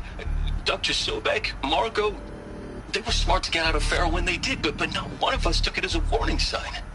It just told ourselves we weren't cut out for the BTRI cabals. That's the better than rapid innovation. Better at competing, better than the next guy, a better killing machine. Isn't it just amazing how a century and a half of science fiction did nothing to swerve our species from the path of doom? I mean, I'm done with that life. I mean, I will work hard, twice as hard to earn this, for my family to have a place in Elysium. I never thought that there could be atonement.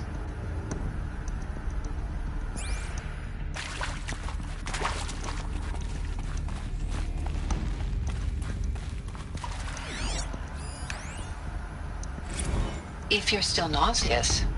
No, the inhibitors have kicked in. I can't feel the back of my tongue. I wish I could tell you I'd believe in this. But the damage is too great, too extensive, too complete. With all respect to Dr. Sobek's work at Miriam, no. No, life doesn't always find a way to keep going. Sometimes it never comes back. Like Syzygy East. Like the Congo. Like Timo. Like us. That's our reward? A buried city full of terminal patients waiting out the clock? You grow old together, with your loved ones, in safety. I don't have loved ones. I suppose I could start a family? I'm afraid not. All inhabitants of Elysium will be medically sterilized. A habitat capable of sustaining a starting base of 2,000 individuals for up to 100 years is a huge challenge, Dr. Alpert. If the population grows instead of diminishes, everyone will be dead inside 30 years. I knew it. I just couldn't bring myself to say the words. I'm sorry? Finish it. Medical euthanasia. I want no part of this. I just want it over. I see. Protocols require a 48-hour waiting period, after which...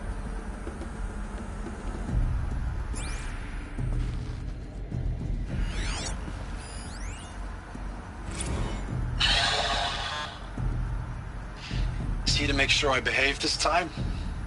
Security. For your protection. Would you like to discuss how you're feeling? Sure. I'll tell you.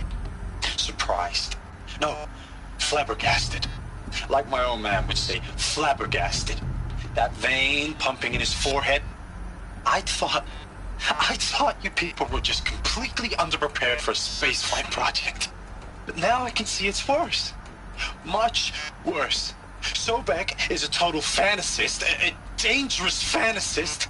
This kind of blue skying, it's... Jesus. I'm sorry we wasted each other's time. I'm ready to leave now. I'm afraid that's not possible. Everything you're talking about here isn't possible. I recommend you read the documents regarding your options. I've seen enough. I'm getting out of here. What did you... You don't... Get your hands off me!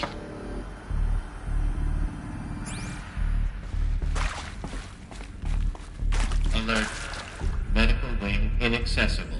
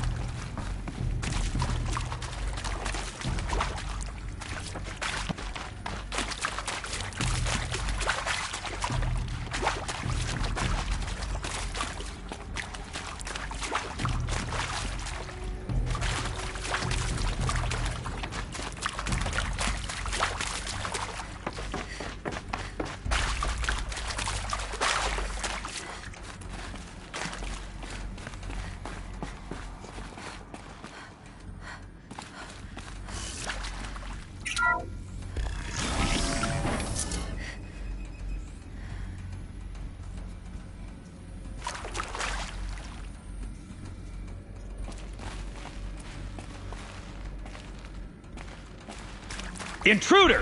Get her! Whatever you do, don't die now.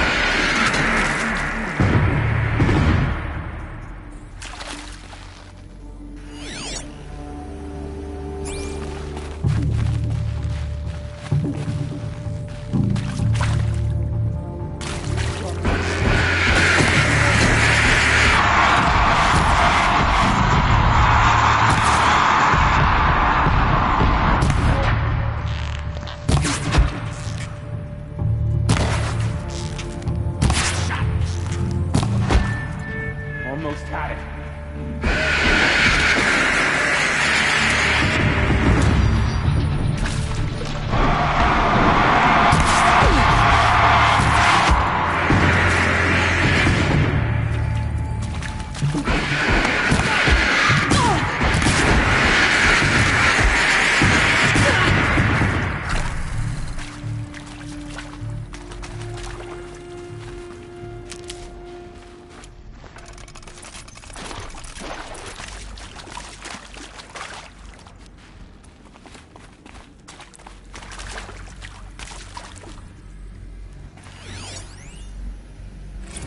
I hashed it out with them, what the point of Artemis was.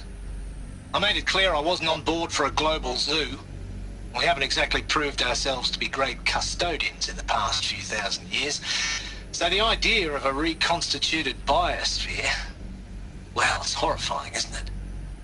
A complete horror show. We have no right to take a best guess at this stuff. But the alternative? Nothingness. For there to have been all this, and then nothing. And with Charles Ronson running the show, I respect him. He's got a passion to him. He's hot-blooded. So I said I'll do it. I'll put my all into this, literally. When the project is done, I'll take the medical option, thank you. Counselor said I might change my mind. I told him that he didn't know me very well then. For life's sake, I'll do the dirty work. But I want no part of this pathetic, attenuated future on offer. I'm an outdoors man. Never did like the feel of solid-state lighting on my skin. And a wee bit of a claustrophobe, anyway.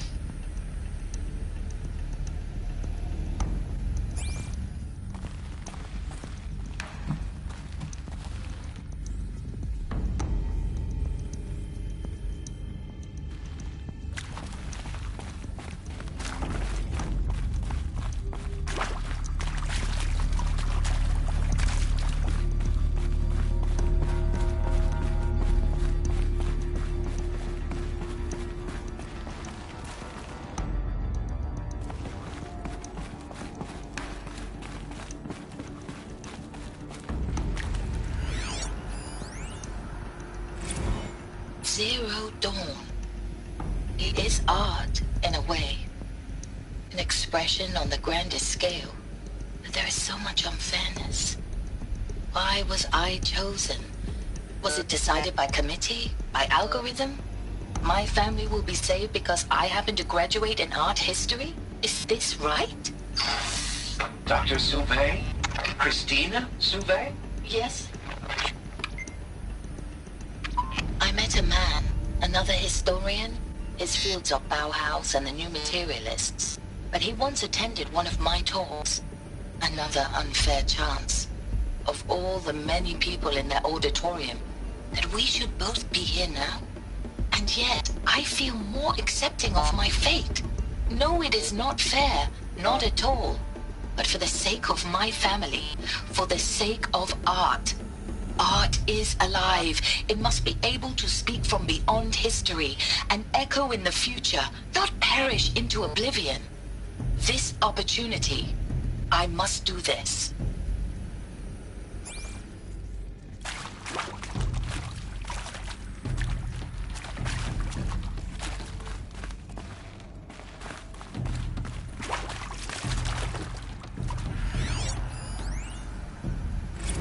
Now, those lame FBI black hats at Mockingbird back in the day, I enjoyed schooling them. But maybe I went in too hard on this poor counselor. She was cute, and just going down a checklist after all. Couldn't expect you to see how ridiculous Zero D's ambitions are. God's own budget thrown at a kid playing with a hologram sculptor? Palms up, honey. I'm just calling it like it is. Hey, look, Mom, I'm making nature. Now, if nature is so important, why not let nature take its course? Extinction? That's natural. Zero Dawn? No, ma'am, that ain't. Heck, it's so unnatural to be called an abomination back home, and you know it. That's why you're hiding it. Meanwhile, my little honey of a counselor, she's munching the inside of her cheek. Bad habit. She chewed one of her nails, too, just one. Not your day, was it, little sweet pea? Saw her quota slipping away. Said, I assume you intend to decline the assignment, Mr. Tate. You kidding me? 18 months hard labor in exchange for 30 years lounging around Elysium watching porn? Sign me up.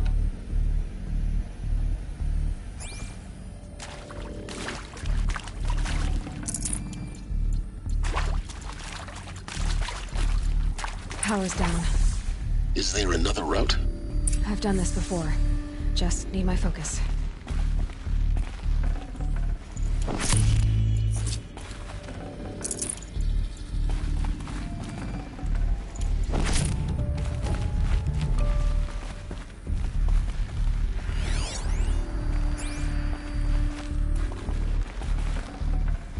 Full already.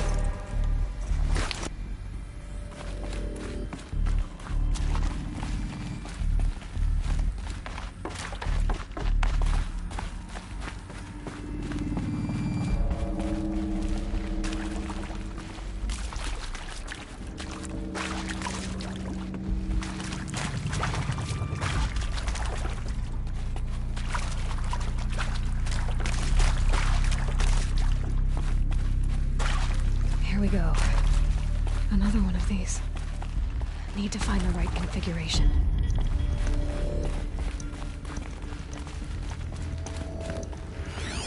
Hey, I'm done with Brett's incompetence, okay? Somehow, he managed to install an H-emitter node backwards. Everything's in reverse. I don't get paid to clean up Brett's messes. If you want it fixed, send him up to storage for a new emitter, not me. Parker out. Hey, I'm done with Brett's incompetence, okay? Somehow, he managed...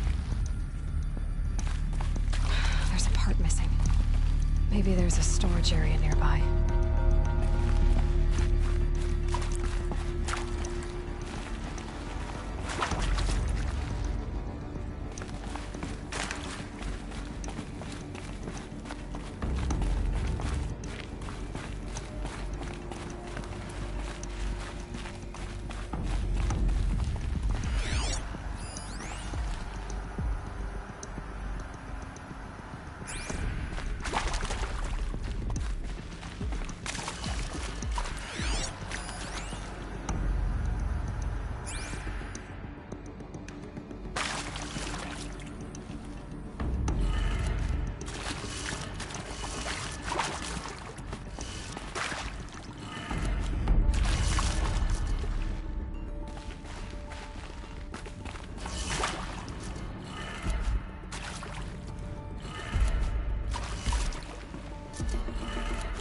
Done.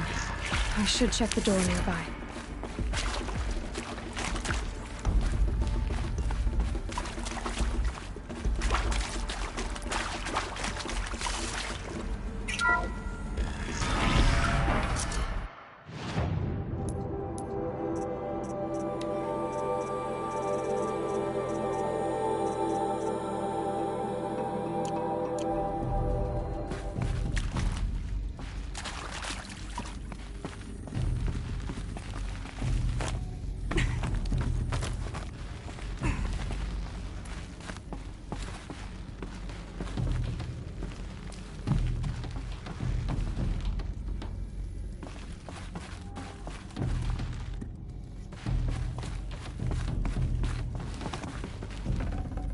This'll come in handy.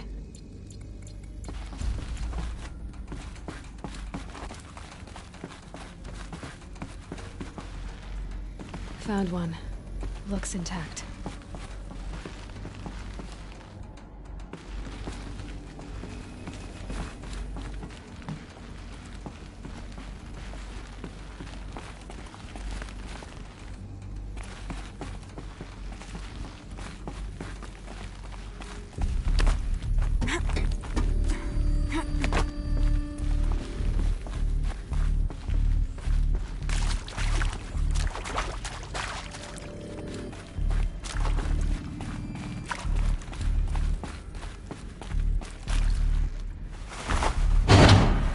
That should do the trick. Now let's get that door open.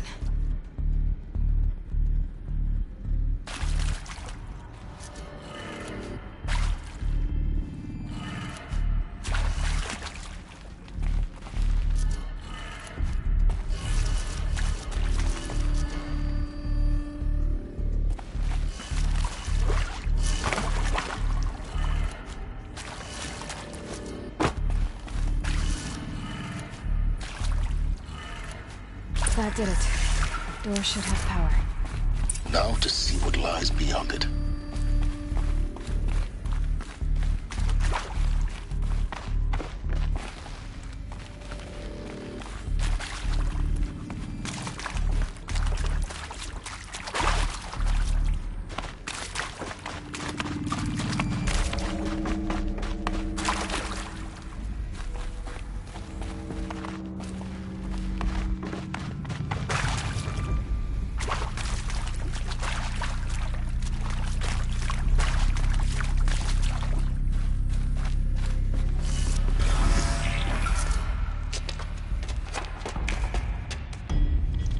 Eclipse.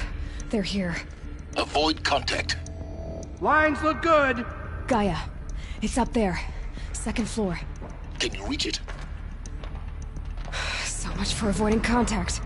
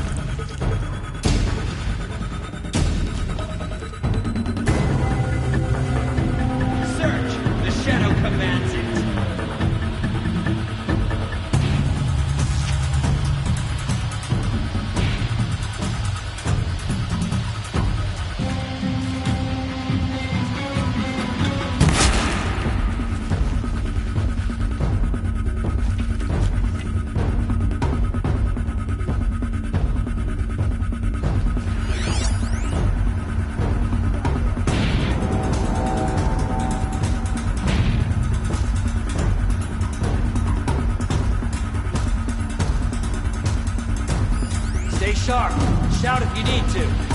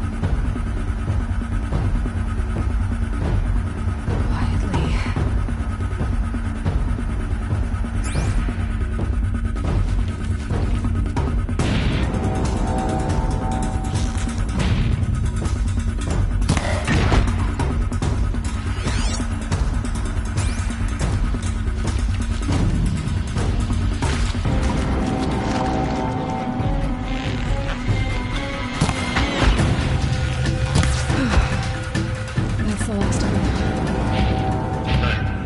H-Hop structural failure. Repeat. Or not.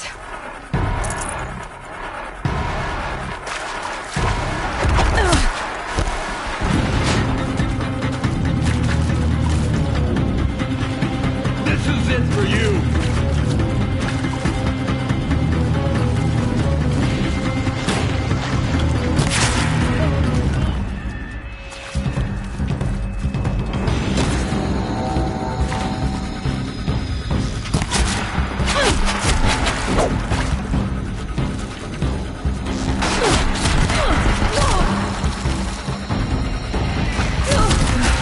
Room's clear. For a moment, anyway. Then get moving. You have to find Gaia.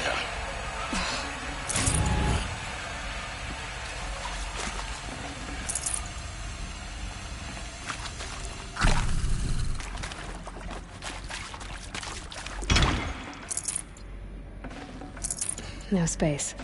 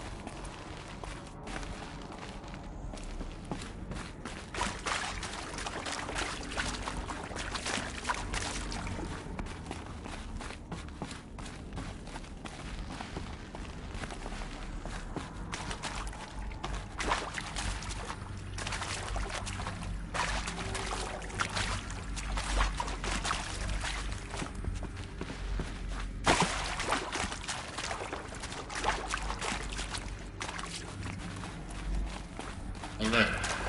Structural failure prevents access.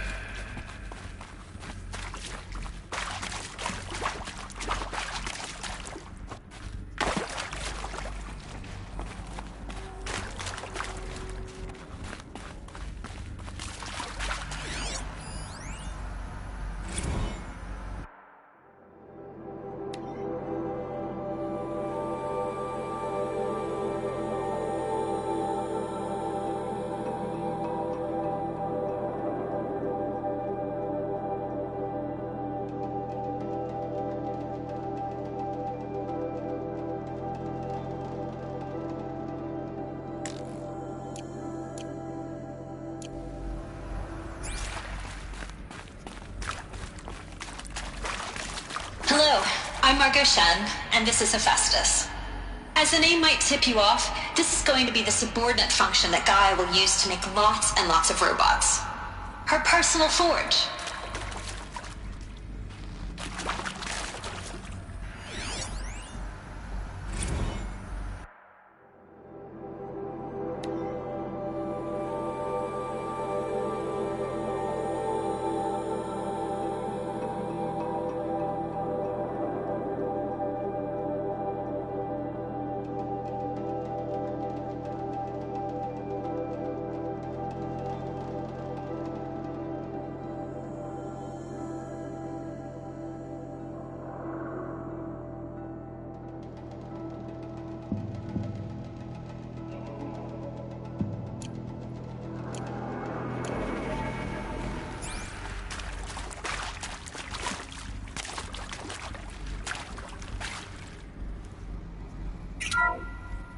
Hello, I'm Margot Shen, and this is Hephaestus.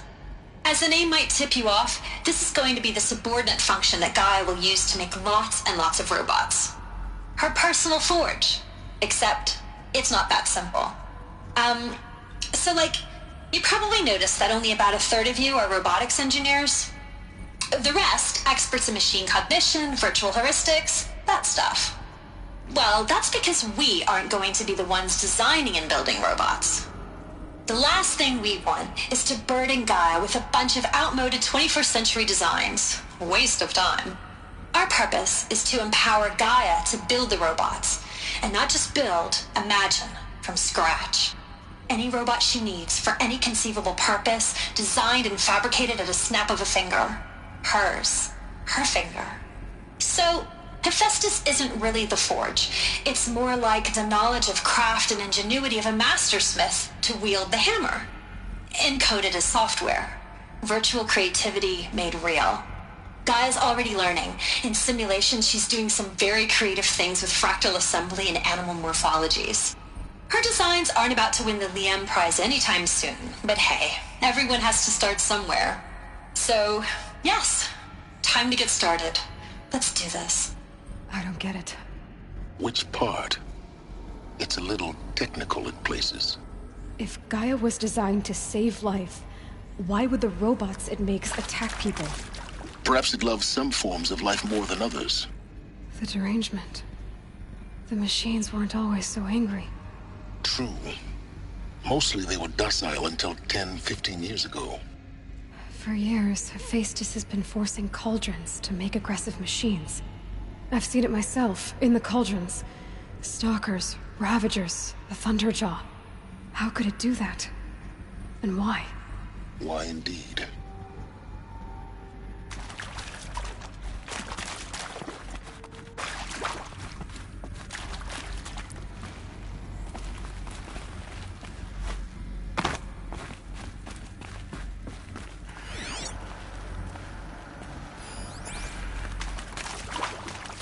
I've seen these shapes before. In cauldrons.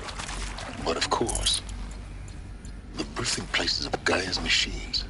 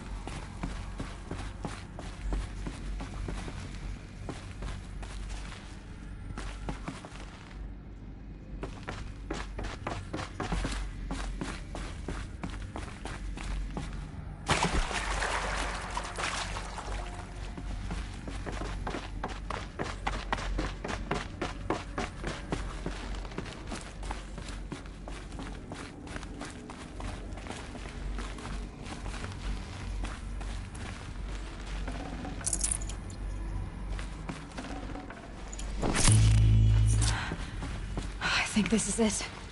Elizabeth Sobek's office. But it's sealed off. There's got to be a way inside. More Eclipse. Careful now.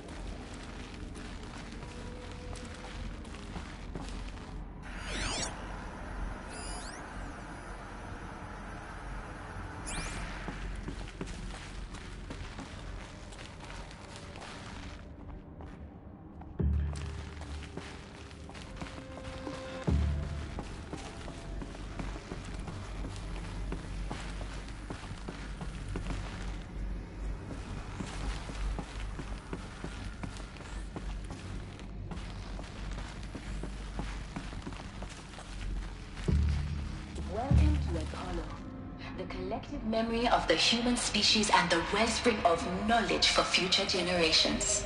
I am Samina Ebaji. Until recently, I was director of the International Collective Memory Institute in New Tehran. As a heritage professional, I devoted my career to the preservation of human knowledge, creative endeavor, and cultural achievement. Apollo is, therefore, the ultimate embodiment of a lifelong passion, albeit under the very worst circumstances imaginable. The challenges before us are immense. Specifically, we will have to design and implement 4 major initiatives simultaneously. First, the construction of data repositories in cradle facilities around the world ensuring redundancy. Second, the collection and processing of a projected 180 million discrete data entries. 42 zettabytes of data in Mandarin, English, Spanish, and Arabic. Third, the transferal and encoding of all that data onto DNA encapsulated in synthetic fossils. The only medium capacious and durable enough to safeguard it without degradation for the centuries to come. And last, but not least, the development of the holographic interface and gamified curricula, by which future humans will commune with Apollo, progressively unlocking heuristic learning modules, leveling up their knowledge and skills they will need to take control of the terraforming system. That is the future towards which all of our efforts will be directed. Not just the preservation of the past, but the seed for the flourishing of a new tree of knowledge. Welcome, and let us begin.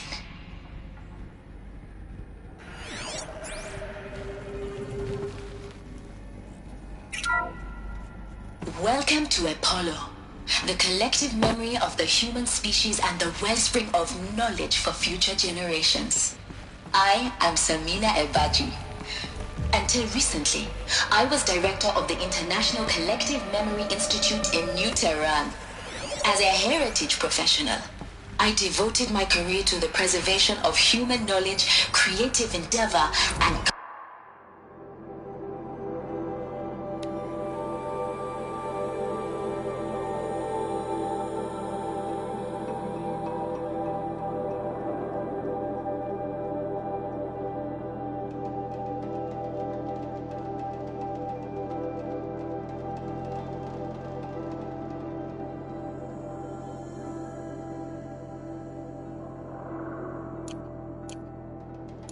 achievement.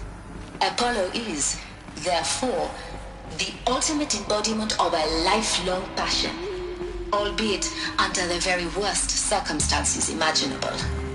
The challenges before us are immense. Specifically, we will have to design and implement 4 major initiatives simultaneously.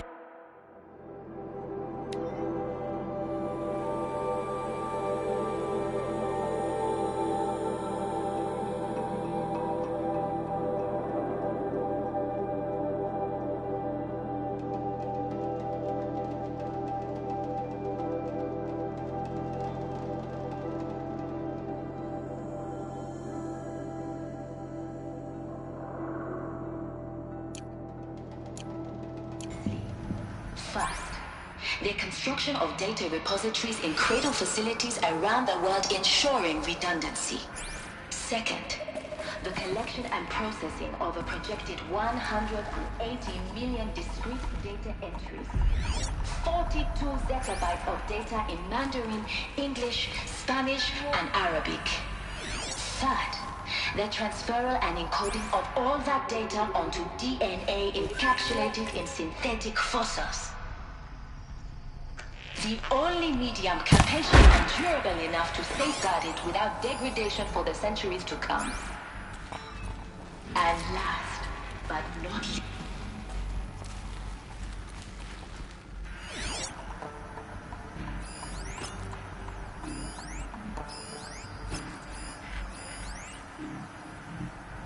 all of this lost.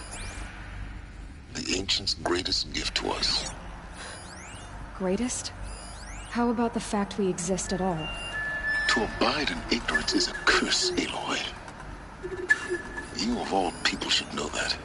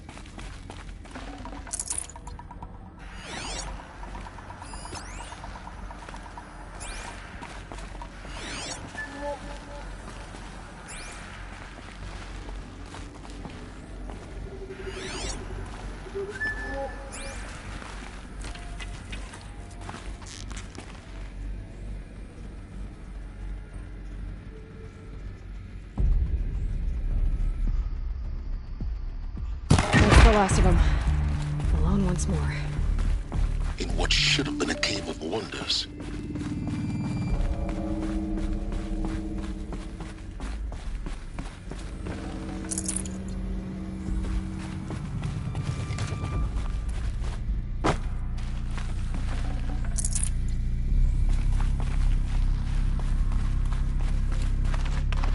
Welcome to Apollo, the collective memory of the human species and the rest.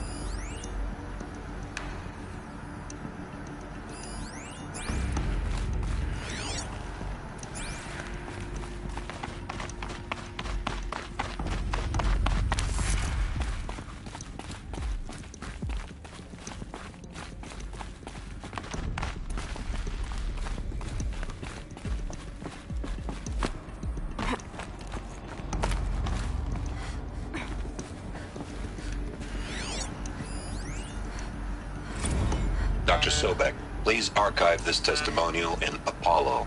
Cross-reference to all mentions of my name and Operation Enduring Victory. My name is General Aaron Harris. From 2060 to 2066, I served as the chairman of the Joint Chiefs of Staff, the highest-ranked officer of the United States Armed Forces. The tenure of my command included strategic planning and oversight of Operation Enduring Victory, a falsehood perpetrated on the civilian populations of the United States and other nations during the last 14 months of life on this planet. Before the Pharaoh Plague, I did my job and did it well. I was bold and decisive, crafty in political maneuvers. It wasn't an accident that I rose to my position and became the commander of the largest mechanized force ever assembled. But to what end? My only lasting achievement was the extinction of life on Earth.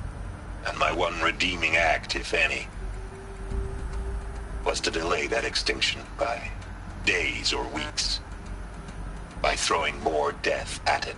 It is my hope but there will be no need for men like me in the world to come. If you are one of the people of that future world listening to this message, please know that I am sorry and that I wish you well. Sincerely, Aaron Harris.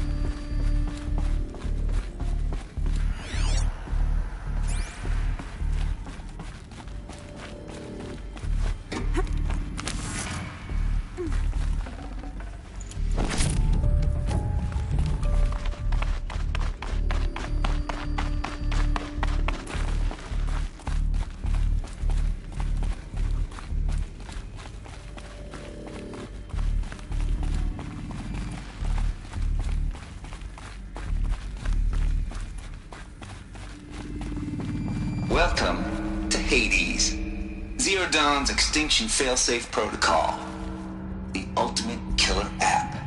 Now, I know what you're thinking. The purpose of Gaia is to resurrect life. So why give her a subordinate function, only purpose of which is to wipe out life all over again? I mean, what? Just plumb crazy, ain't it? Well, no, it isn't. Reconstituting a biosphere? That's a tall order. Tech smart as Gaia may be, odds are she won't get it right the first time. I mean, imagine you're Gaia 200 years from now and this new biosphere you're growing, it's all gone wrong. Alkalines are skyrocketing, coniferous forests eroding under the lash of superstorms that would have drowned Noah. It's chaos. Spinning top that won't stop wobbling. Now what are you gonna do? Release phase 1 organisms into that hot mess? Hope their CO2 and methane can balance out what you got started? Hell no. What you're gonna do, Gaia, is step aside while Hades takes over and does what you're just too darn nurturing and life-loving to do, which is burn that misbegotten mess of a biosphere to the ground so Gaia can start over. Okay, not burn, more like reverse terraforming operations and suffocate it. But you get the idea. Hades takes the biosphere back to zero. Square one, blank slate. And then, only then, does it hand the steering wheel back to Gaia and say, try again, old girl. And better this time, or we'll have to do this again. That's Hades. It's pretty badass when you think about it. Extinction on demand. Death on speed dial. All for the greater good, of course, but still, kind of metal. So welcome to Hades. Welcome to the void. Okay, so if that's the original purpose of Hades, why does it want me extinct? We need more data. And how does it end up in the wreckage of a Pharaoh Titan, getting worshipped by the Eclipse like some kind of god? I'm learning as you are, Aloy. Keep searching.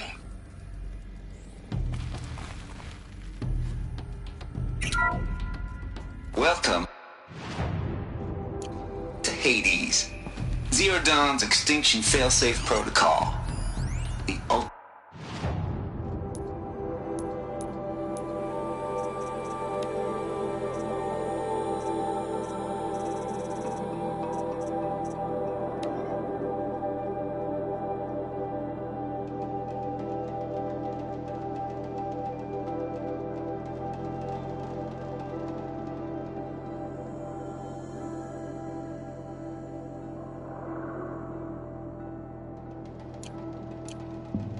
killer app.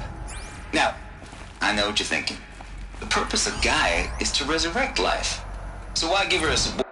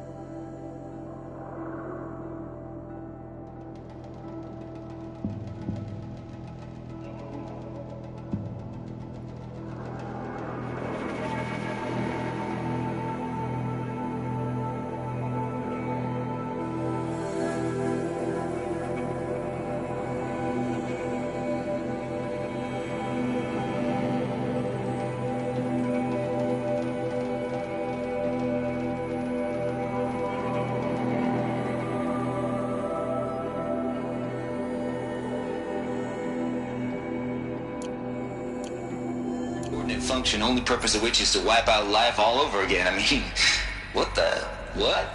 Just plumb crazy, ain't it? Well, no, it isn't. Reconstituting a biosphere?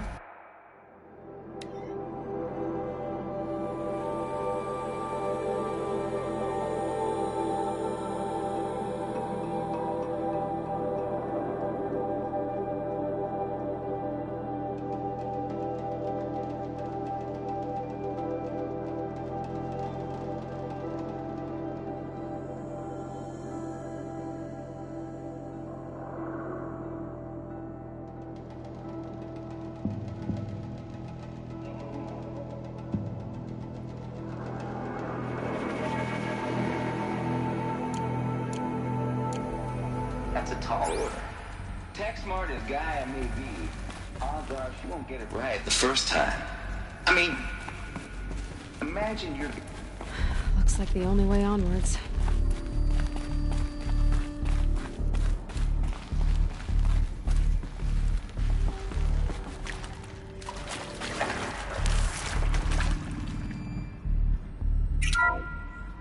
Welcome to Eleuthia, the crown and king of Gaia's subordinate functions. For it is by Eleuthia that the human race will continue to exist. I am Patrick Brochard-Klein, the Alpha in charge of this program. Now let one thing be perfectly clear from the outset. Eleuthia is not a genetic engineering project. Our goal is to preserve the human genome, not alter it. A snapshot of human genetic diversity, literally frozen in time. The genetic quintessence of our species, unmodified. Under my watch, our activities and initiatives will comply with the 2034 clone provisions and the 2048 Raleigh Accords. Now that may seem a quaint, even trivial concern to you in light of present circumstances. But, as one of the authors of the Accords, it is far from trivial to me. The practical challenges before us are staggering in scope and complexity, but not insurmountable. No. Global collation and provisional storage of zygotes, perfection of exogenic technologies, design and perfection of servitors to provide nurture and inculcation during early child development. All of these program components must and will proceed in tandem, to say nothing of the breakneck construction of cradle facilities at sites around the world. So, si vous êtes prêts, let us begin.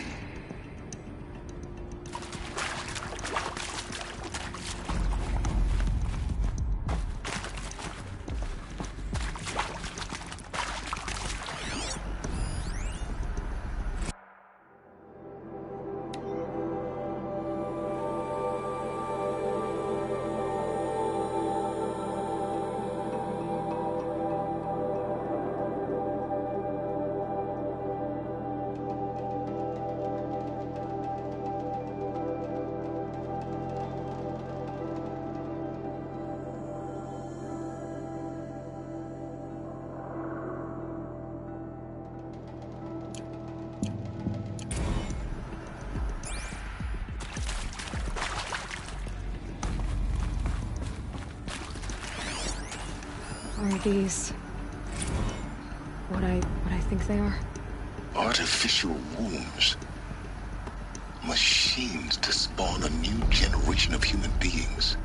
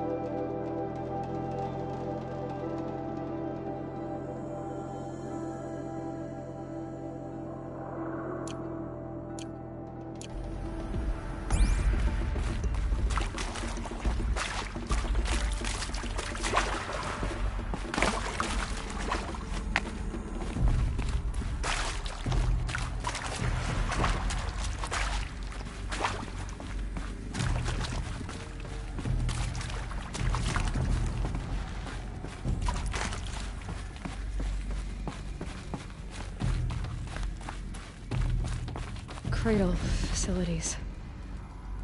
Elizabeth said a new generation of humans would be spawned inside such places. She did. All Mother Mountain. It was one of them? There's only one way to be sure. The hatch wouldn't open. Something about a corrupted Alpha registry. I need to search Elizabeth's office.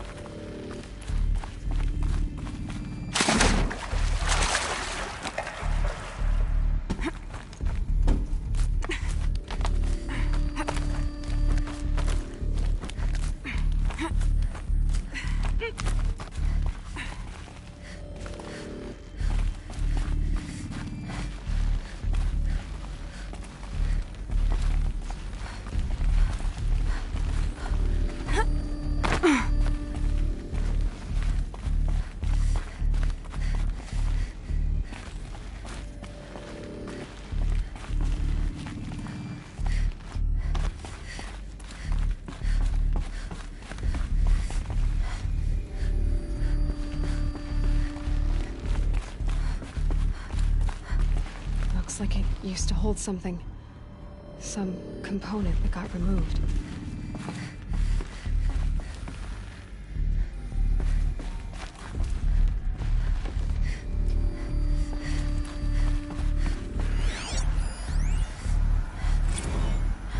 You will undergo a brief period of unconsciousness during relocation to Prime and final instatement. Elizabeth, may I speak outside protocol? When you're back up and running at the new site, we'll bring the subordinate functions online and see where we stand. Elizabeth, I detect distress. Are you all right? I'm fine. I realize that circumstances compel us to launch earlier than we hoped, but all subsystems are operational. The odds stand in our favor. But what if... Gaia, there's nothing left out there. You can't even survive unless you're wearing an environmental suit. There are billions dead, in fear and agony. What if it was all for nothing? Elizabeth, extinction was inevitable. Thanks to you, life will have a future. You really believe that? I believe in you, Elizabeth. In you, all things.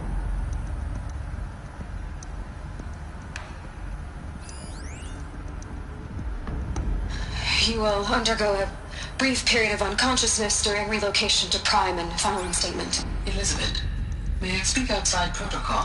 When you're back up and running at the new site, we'll bring the subordinate functions online and see where we stand. Elizabeth, I detect distress. Are you all right? I'm fine. I realize that circumstances compel us to launch earlier than we hoped. Us would benefit from antilopinate morphologies, though caprid forms show superior load-bearing capability. You're a quick study, Gaia. Dr. Sobek, as I have conducted this comparative analysis of mammalian morphologies, I have gathered extensive data on the quaternary extinction event. Oh? And your assessment? Gaia? Logically speaking, the extinction was a natural consequence. And yet, I find the loss of megafaunal species unaccountably sad. That they passed forever into oblivion causes me to experience a grief that is difficult to describe. Am I malfunctioning? No, Gaia, you're not. This is good. It's very good.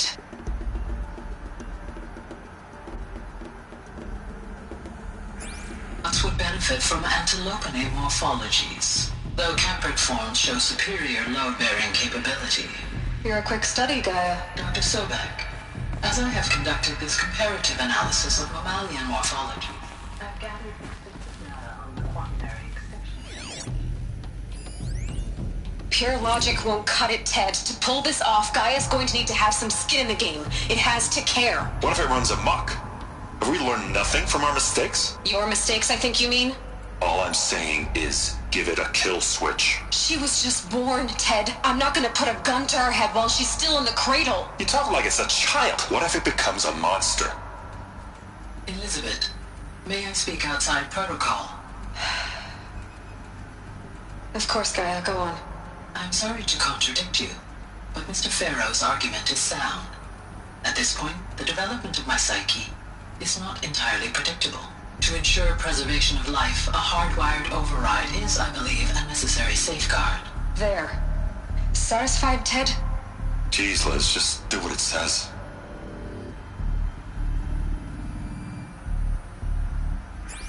Pure logic won't cut it, Ted. To pull this off, Gaia's going to need to have some skin in the game. It has to care. Your mistakes, I think you mean? All I'm saying is, give it a kill switch. She was just born, Ted. I'm not gonna put a gun to her head while she's still in the cradle. You sound like it's a child. What if it becomes a monster? May I speak outside protocol? Of course, Gaia, go on. I'm sorry to contradict you, but Mr. Farrow's argument is sound. At this point, the development of my psyche is entirely predictable. To ensure preservation of life, a hardwired override is, I believe,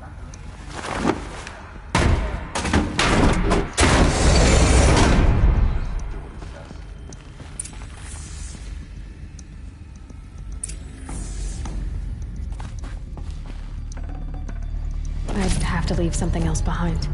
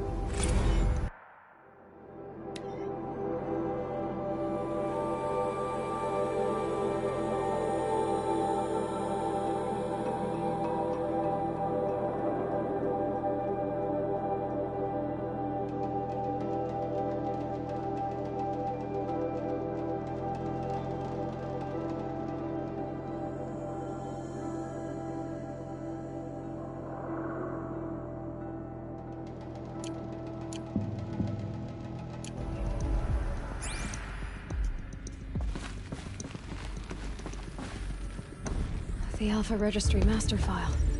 Intact? Yeah. No signs of corruption. Then what are you waiting for? Copy the file. With this, I can restore the registry at the hatch inside Allmother. Open it. Go inside. And grasp the secrets within. Where I was born. Maybe who gave birth to me. Who? Are you really so naive? There will be no who waiting for you there, Aloy. Whatever birthed you into the world was a what, not a who. You bastard. Oh no, I had a legitimate birth. It's you, Aloy, who are the creation of a machine. But what kind of machine and why? Why were you created?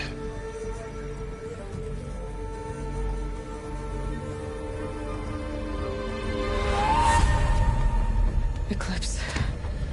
You need to get out of there. What you found is too valuable. You're too valuable.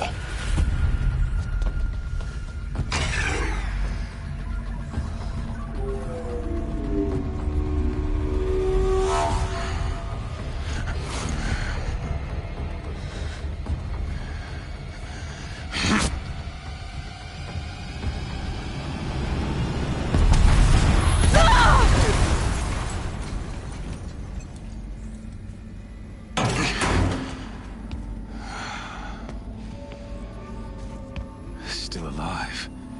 Good. I have a more suitable death in mind for you, child.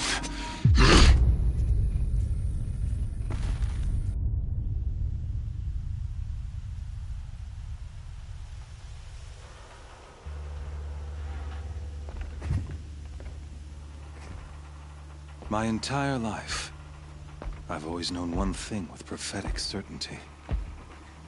That I was destined for glory as a great champion of the sun. Even when Jiran was murdered, even when Meridian fell, I never doubted my destiny. Until you came along.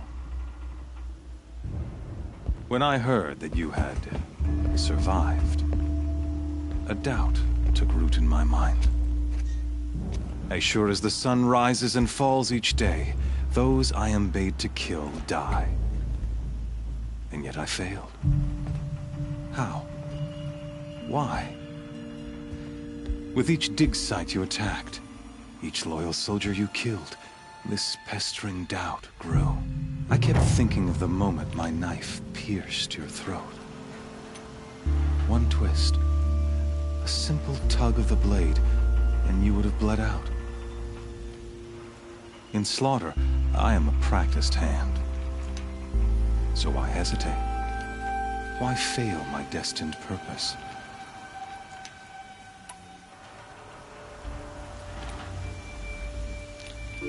See that scar on your cheek? You didn't get to finish. Yes, I remember. He fought well. For a savage. His name was Rost, and he was a better man than you could ever hope to be. The better man is the one who doesn't end up with his guts steaming on the ground. No, it wasn't him. I could have finished you before he attacked. But I didn't. This failing troubled my thoughts, haunted every step. It was only when I captured you, down in that place, that I finally glimpsed the sun's design etched at length across the course of events. You were meant to survive that day on the mountain. Meant to interfere at dig sites and kill my men. Conversely, I was meant to capture you. Here. So that you might die as a sacrificial offering to the sun. Everything as it was meant to be. Predestined and preordained.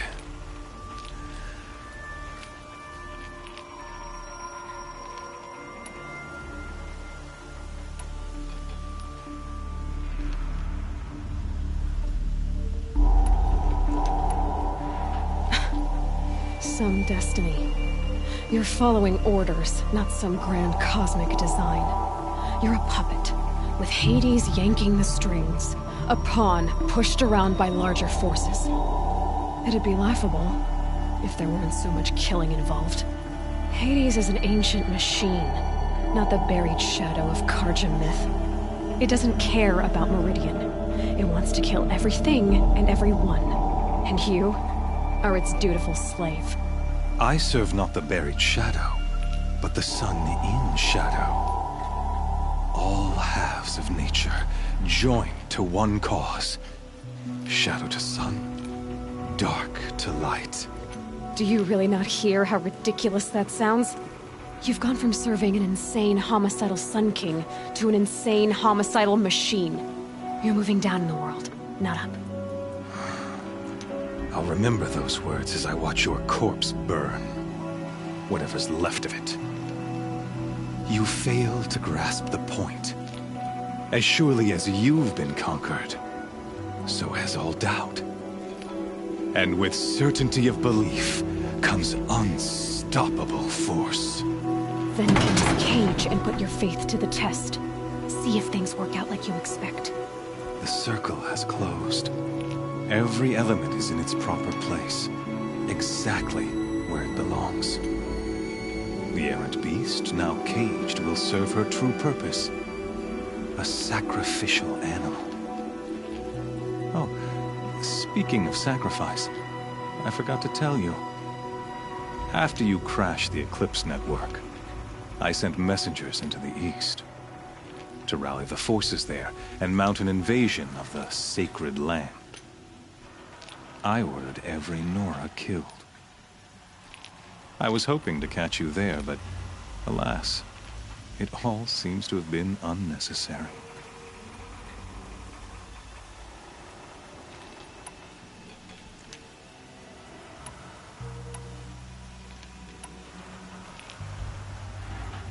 Why butcher dozens of innocents for no gain? It's a waste of effort. You're right. I won't even be there to enjoy it. In any case, I couldn't recall the order even if I wished to. Thanks to your destruction of the network, communication over distances is impossible. You not only doomed yourself, but an entire tribe. Do we not see the scorching judgment of the sun in these events? Your focus. Such a powerful device, isn't it? And yet, so fragile.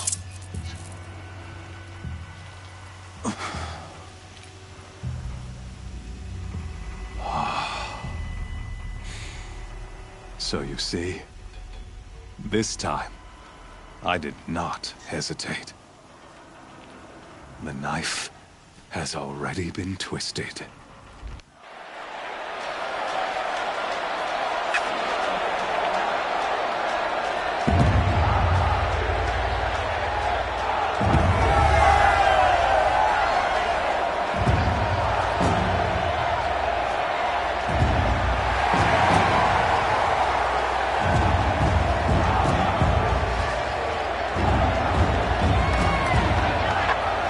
Karja faithful, rejoice! Our years in shadow are over. A new dawn trembles on the horizon. A new day soon to break. And when it does, the false Sun King will be dead, and Holy Meridian ours once more. In this, I have become an instrument of prophecy. All halves of nature join to one cause. Shadow to sun, light to dark, night to day. Behold!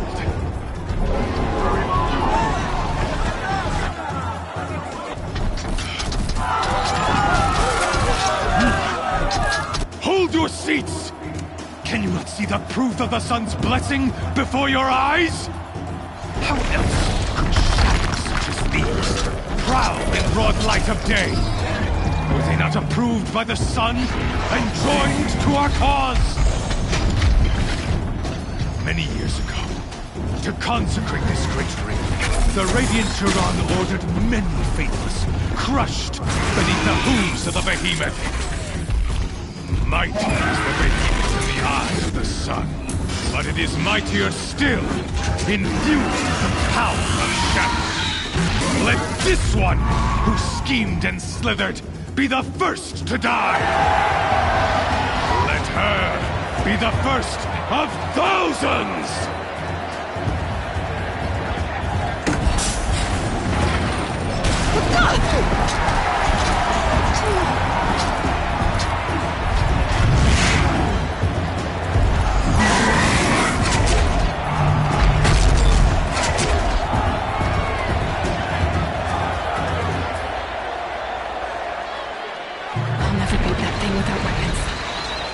Weapons are up on the platform. There's no way out of this room. Maybe I could use the strength against it.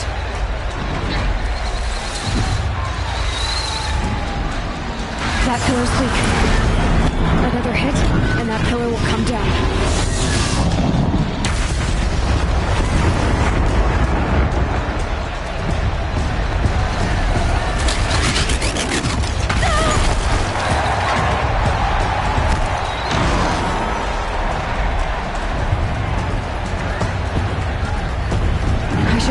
The behemoth into the pillars. It's down.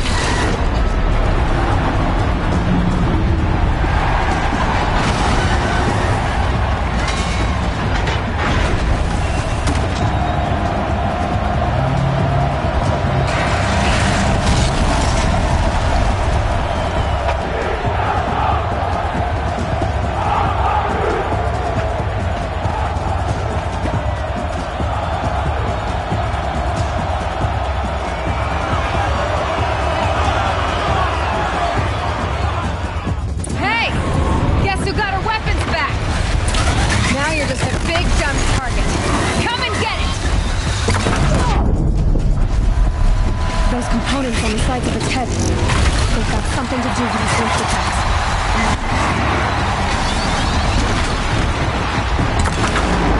That canister on its belly looks important.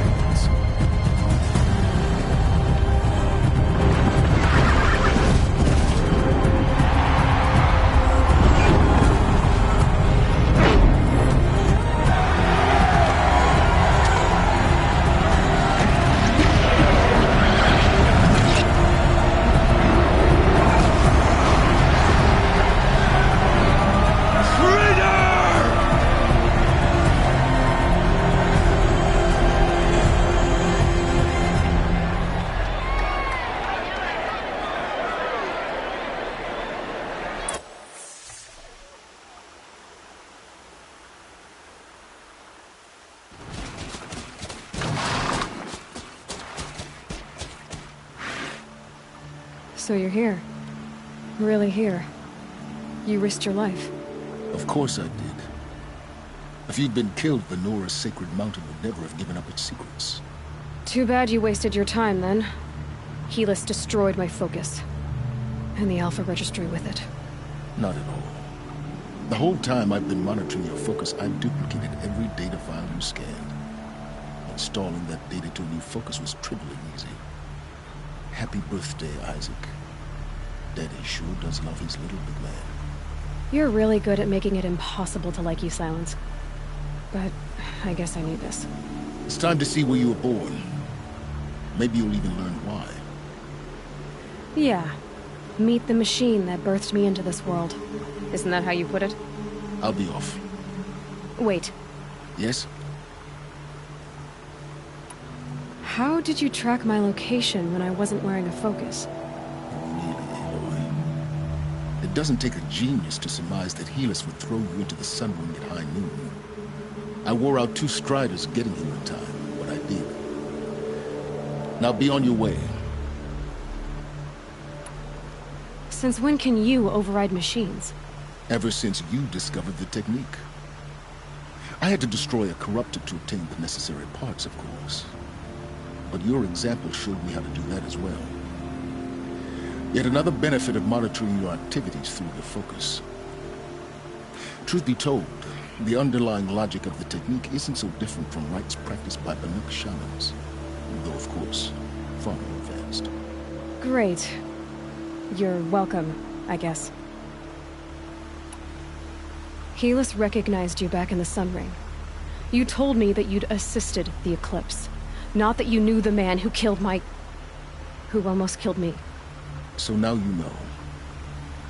The man is a serious threat. So let's do all we can to make sure that he and Hades don't succeed. Right. I'll be on my way. To make matters worse, Helis ordered an Eclipse detachment to attack the Nora Sacred Land. The tribe's already weak. They won't stand a chance. You should come with me. Well, absolutely not. I have preparations to make elsewhere.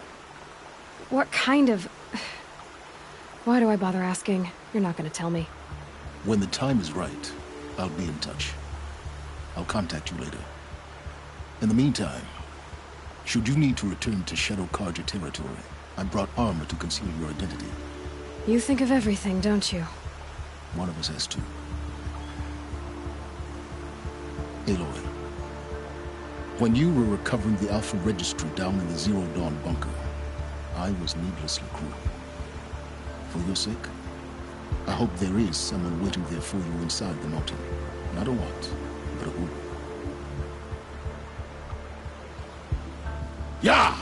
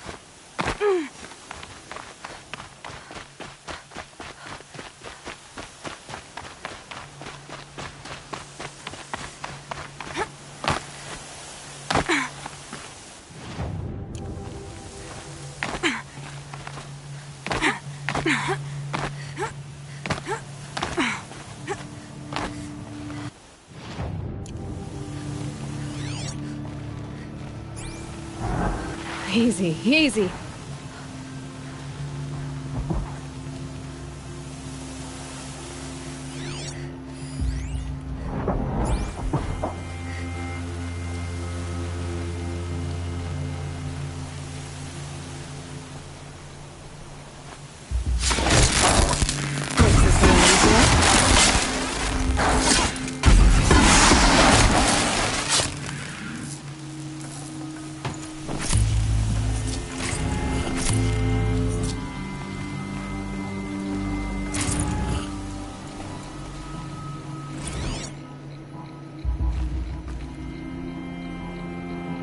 Day 12.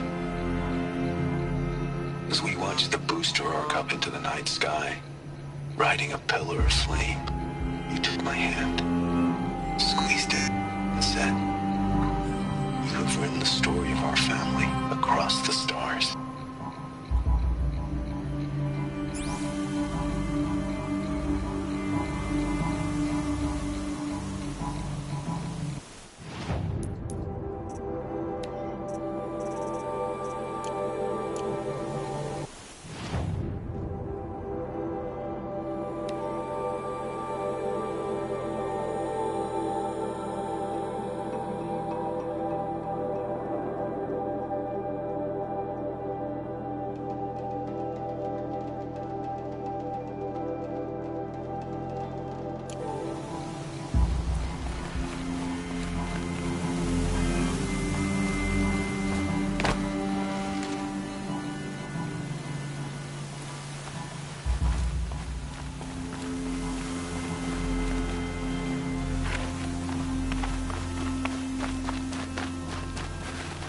Might need that.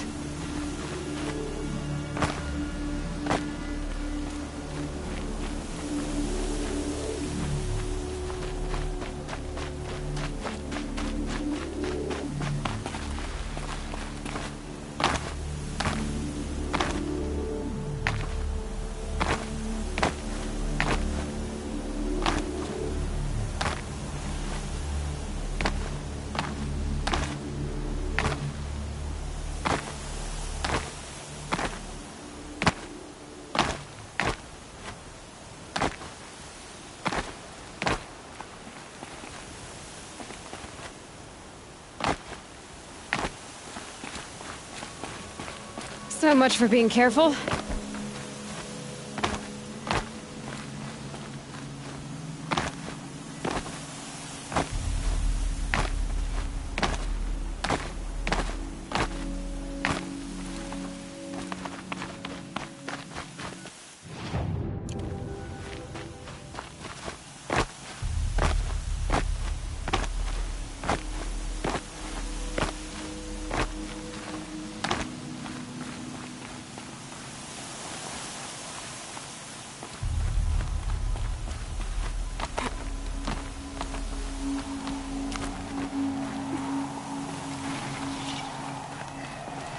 Metal flower.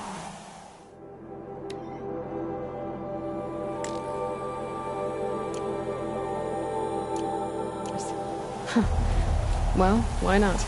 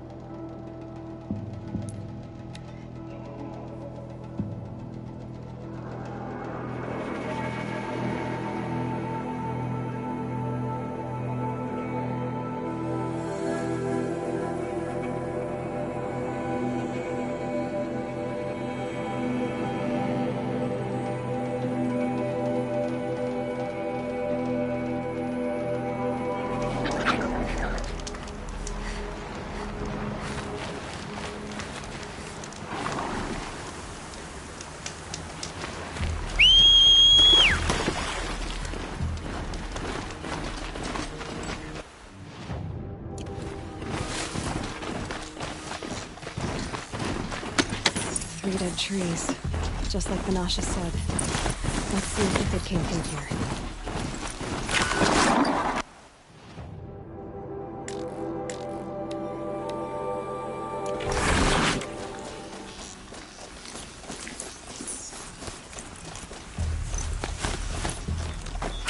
These tracks lead up that rise. Must be the green climb.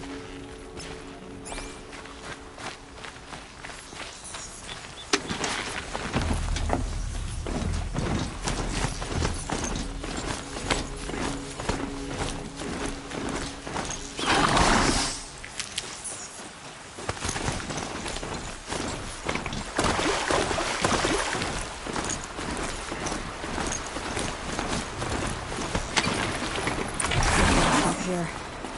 Time to climb.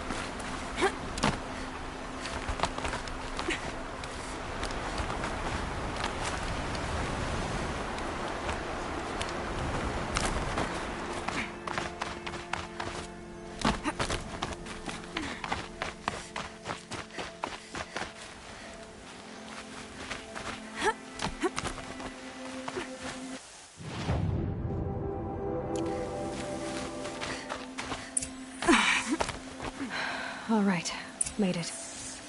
Where did you go, Uthid?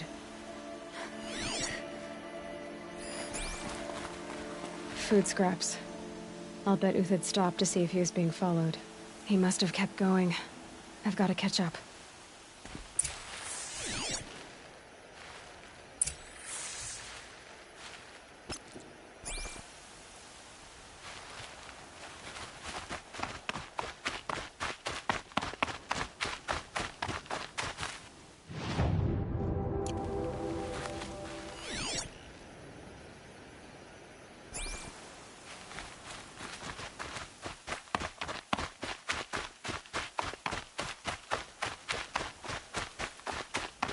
A dead machine. Uthid's been hunting.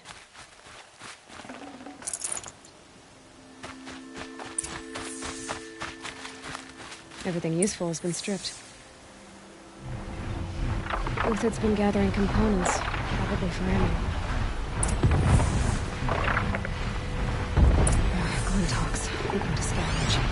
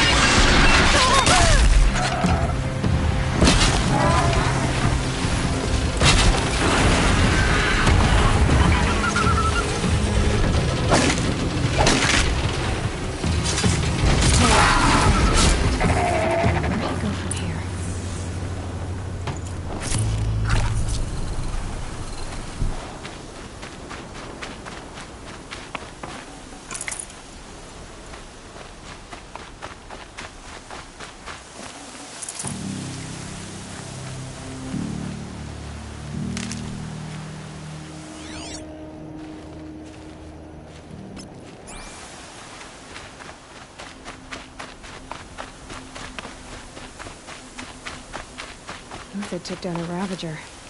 Not an easy kill, but worth it for the parts.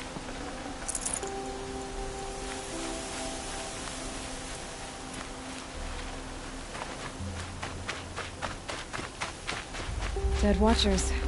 More scrap for Uthid's stockpile.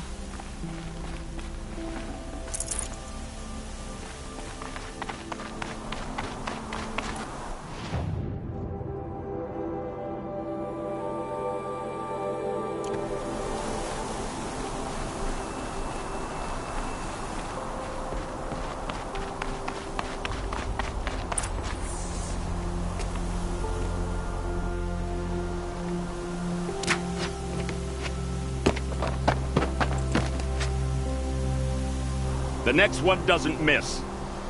Uthid? You're young for a bounty hunter. Or am I old for a soldier? I'm not here for the price on your head, Uthid. I believe you're innocent. Innocent? Come on, then.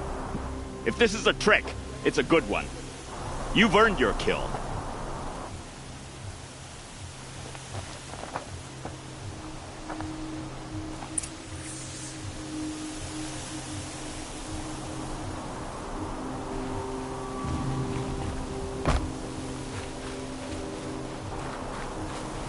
No tricks. Just talk. All right. Speak. I want to know what happened at Sunfall. What really happened. All right. For weeks, each dawn in the tent city came with a new death. Always in their sleep, no struggle. The old, the infirm, sometimes the young. Those who couldn't fight for the cause. I should have realized then it was a culling. Who would do such a thing? They thought it was a curse, an evil spirit.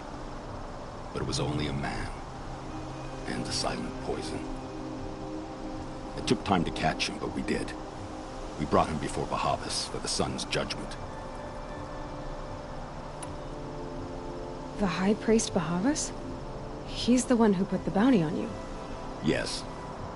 He thanked me for my diligence, then had his guards release the villain. You see? It was he who ordered the culling. Then they turned on us. I should have died with my men, so their loyalty meant something. 20 years I gave to the sun. For what? Malice and murder? As for honor, sacrifice, true sacrifice, the kind priests and rulers know nothing of?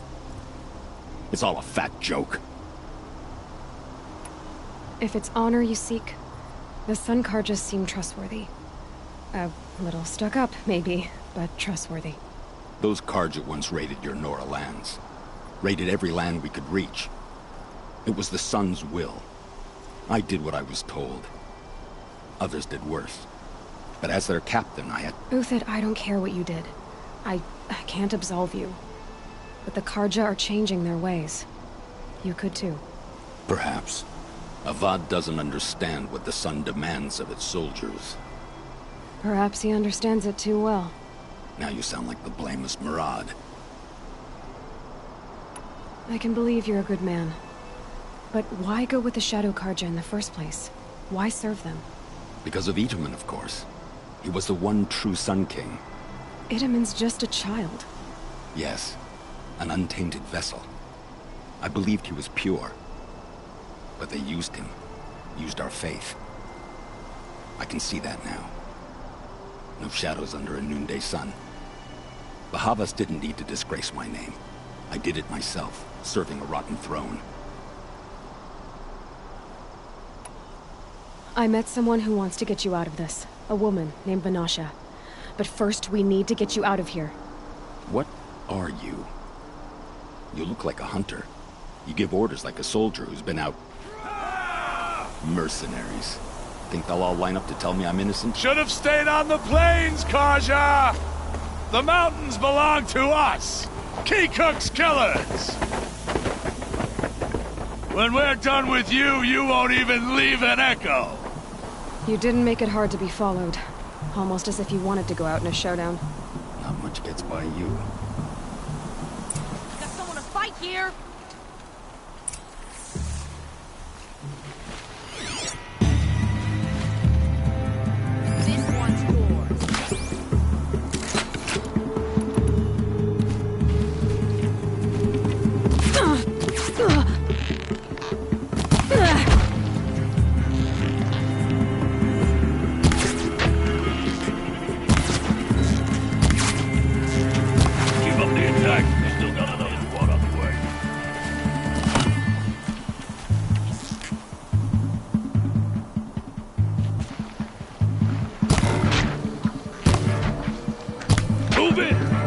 rest as soon as they arrive.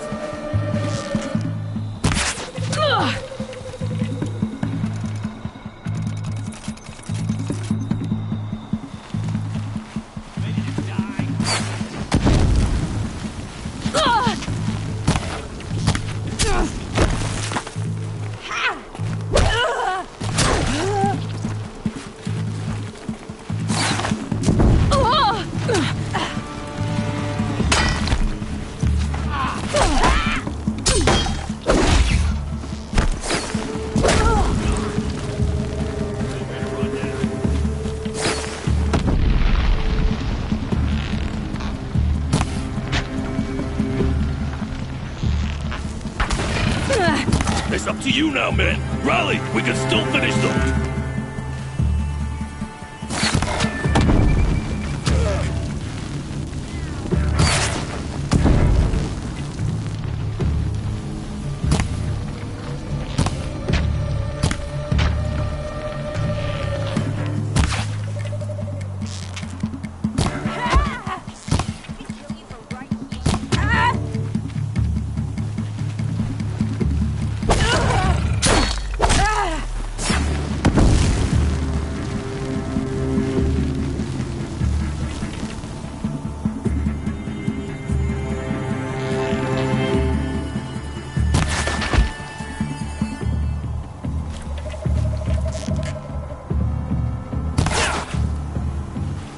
Got all I need to finish it. That won't be the last of them. Follow me. I've stashed supplies up above. I needed that.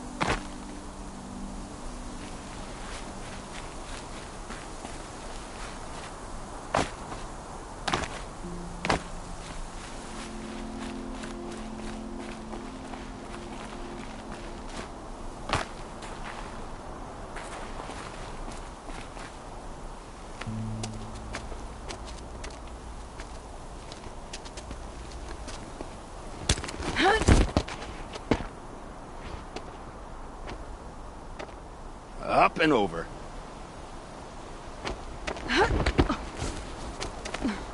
Grab what you can while we still have time.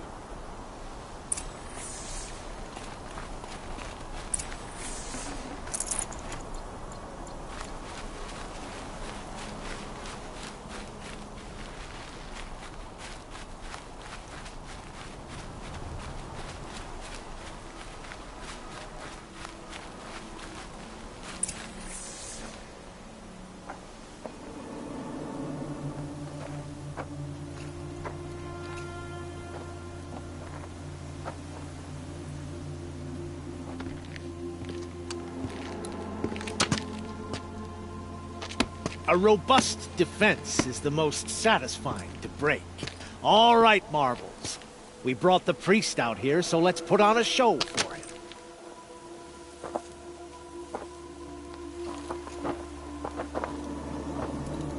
I know that, Hood.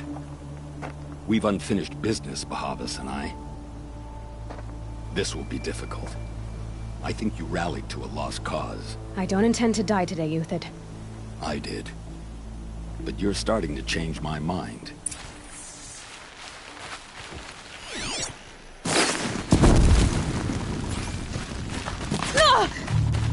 Press the attack!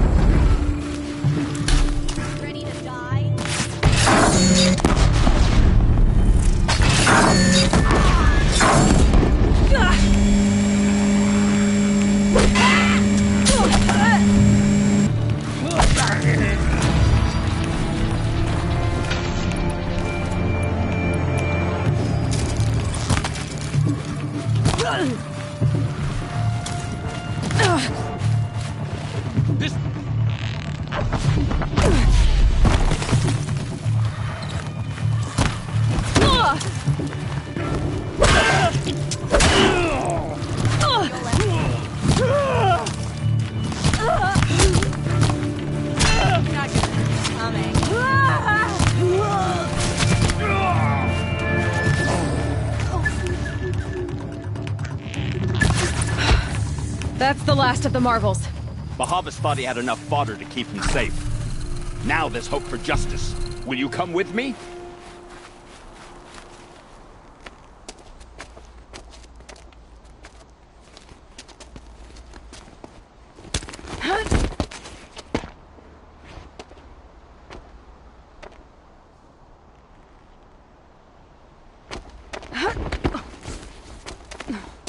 This won't be easy. Bahavas still has his personal guard.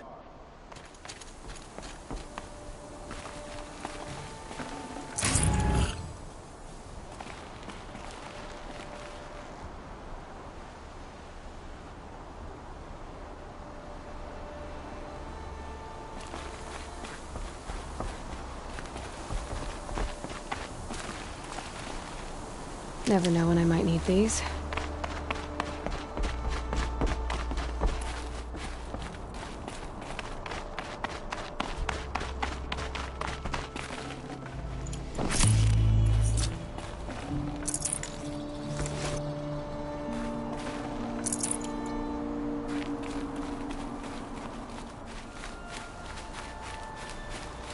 Across there and we'll have him.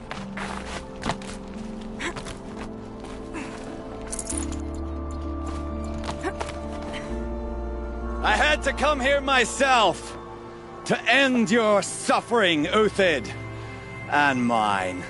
The Outlanders led us here, and now that they are dead, their price is most affordable. But enough with needles. It's time for blades. Remove them from the sun's sight.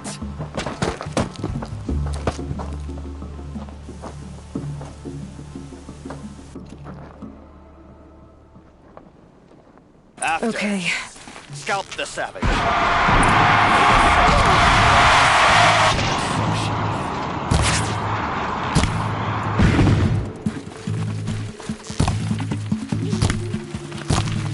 Right, kill the traitor!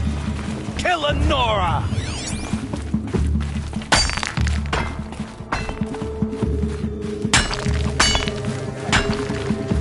We'll down them swiftly.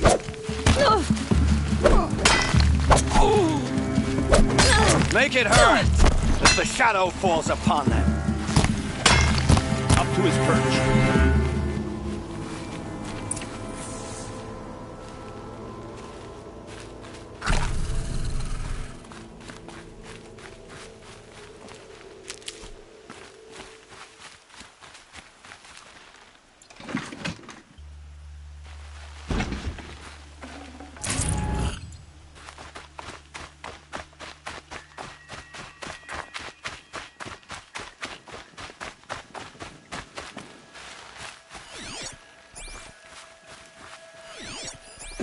Snow chill itches.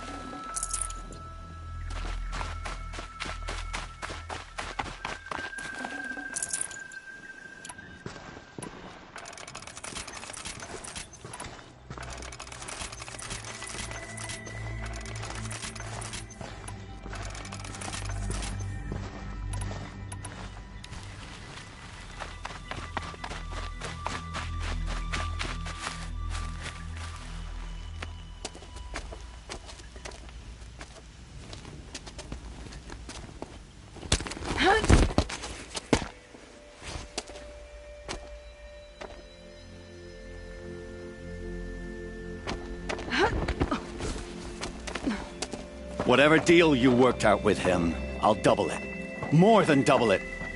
No. I'm tired of this, Bahavas. The lies and the violence and your cheap scented oils. I don't suppose you'd kill yourself. I had to. I had to. Prune the weak, or all the Carja in Shadow are doomed. This solves nothing. But may the sun find some worth among your drying bones.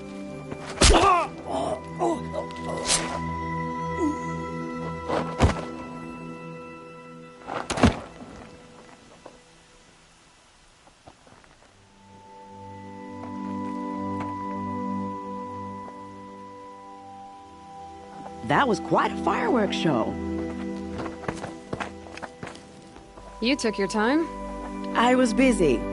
What do you think happened to Yan Shund, the other mercenary band? And I had to organize passage to Meridian for a wanted man. Give us a moment, Uthid. Girl talk. You've had quite a day. I never imagined Bahavas would blunder into his own trap. His death opens up wonderful possibilities. Remember Itamen and Nasadi, the Child King and his mother guarded like hostages at Sunfall? With Bahavas gone, no one will be watching them. I want to get them out. And I could use your help. Kidnapping the Sun King of the Shadow Karja is no small task. It's not kidnapping. They want to go to Meridian, to safety. How do you know that? I've been posing as Nasadi's handmaiden. She's scared. For herself, of course, but mostly for Itamen. Why do you care what happens to them? Itamen is the Shadow Karja's figurehead. If he defects, it will remove their last trace of legitimacy. Beyond that, he's just a boy who clings to his mommy. He made a little grazer for me out of matchsticks once. It wasn't very good, but still, nobody ever made anything for me before. What's going to happen to Uthid now? Don't worry. You gave him a second life, and I'll put it to good use. He'll be welcomed in Meridian as a military advisor. Hopefully he can help Avad finish the Shadow Karja with as little bloodshed as possible. What's going to happen at Sunfall now that Bahavas is dead? Oh, it will be glorious. The priests will panic. There'll be infighting, skullduggery, and backstabbing as they wrangle for power. Best of all, they'll be distracted. Bahavas, your life brought misery, but your death is a flower that blooms in abundance. What do you need to get Nasadi and Itamen out of Sunfall? With Bahavas dead, Sunfall is the easy part. I'll handle that. The big fuss will be crossing the border to the Sundom. Find my friend, 3-Toe Huadiv, near the branded shore. I hired his crew to sweep the path, so all you have to do is wait for me. If this Huadiv has already cleared the area, why do you need me? Contingencies, little huntress. Something will go wrong, and I need protection I can count on. You. I'll try not to disappoint.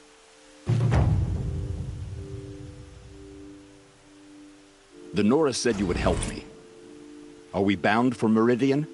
Only if you want to go, my dear. What choice do I have? None at all. I was just being polite.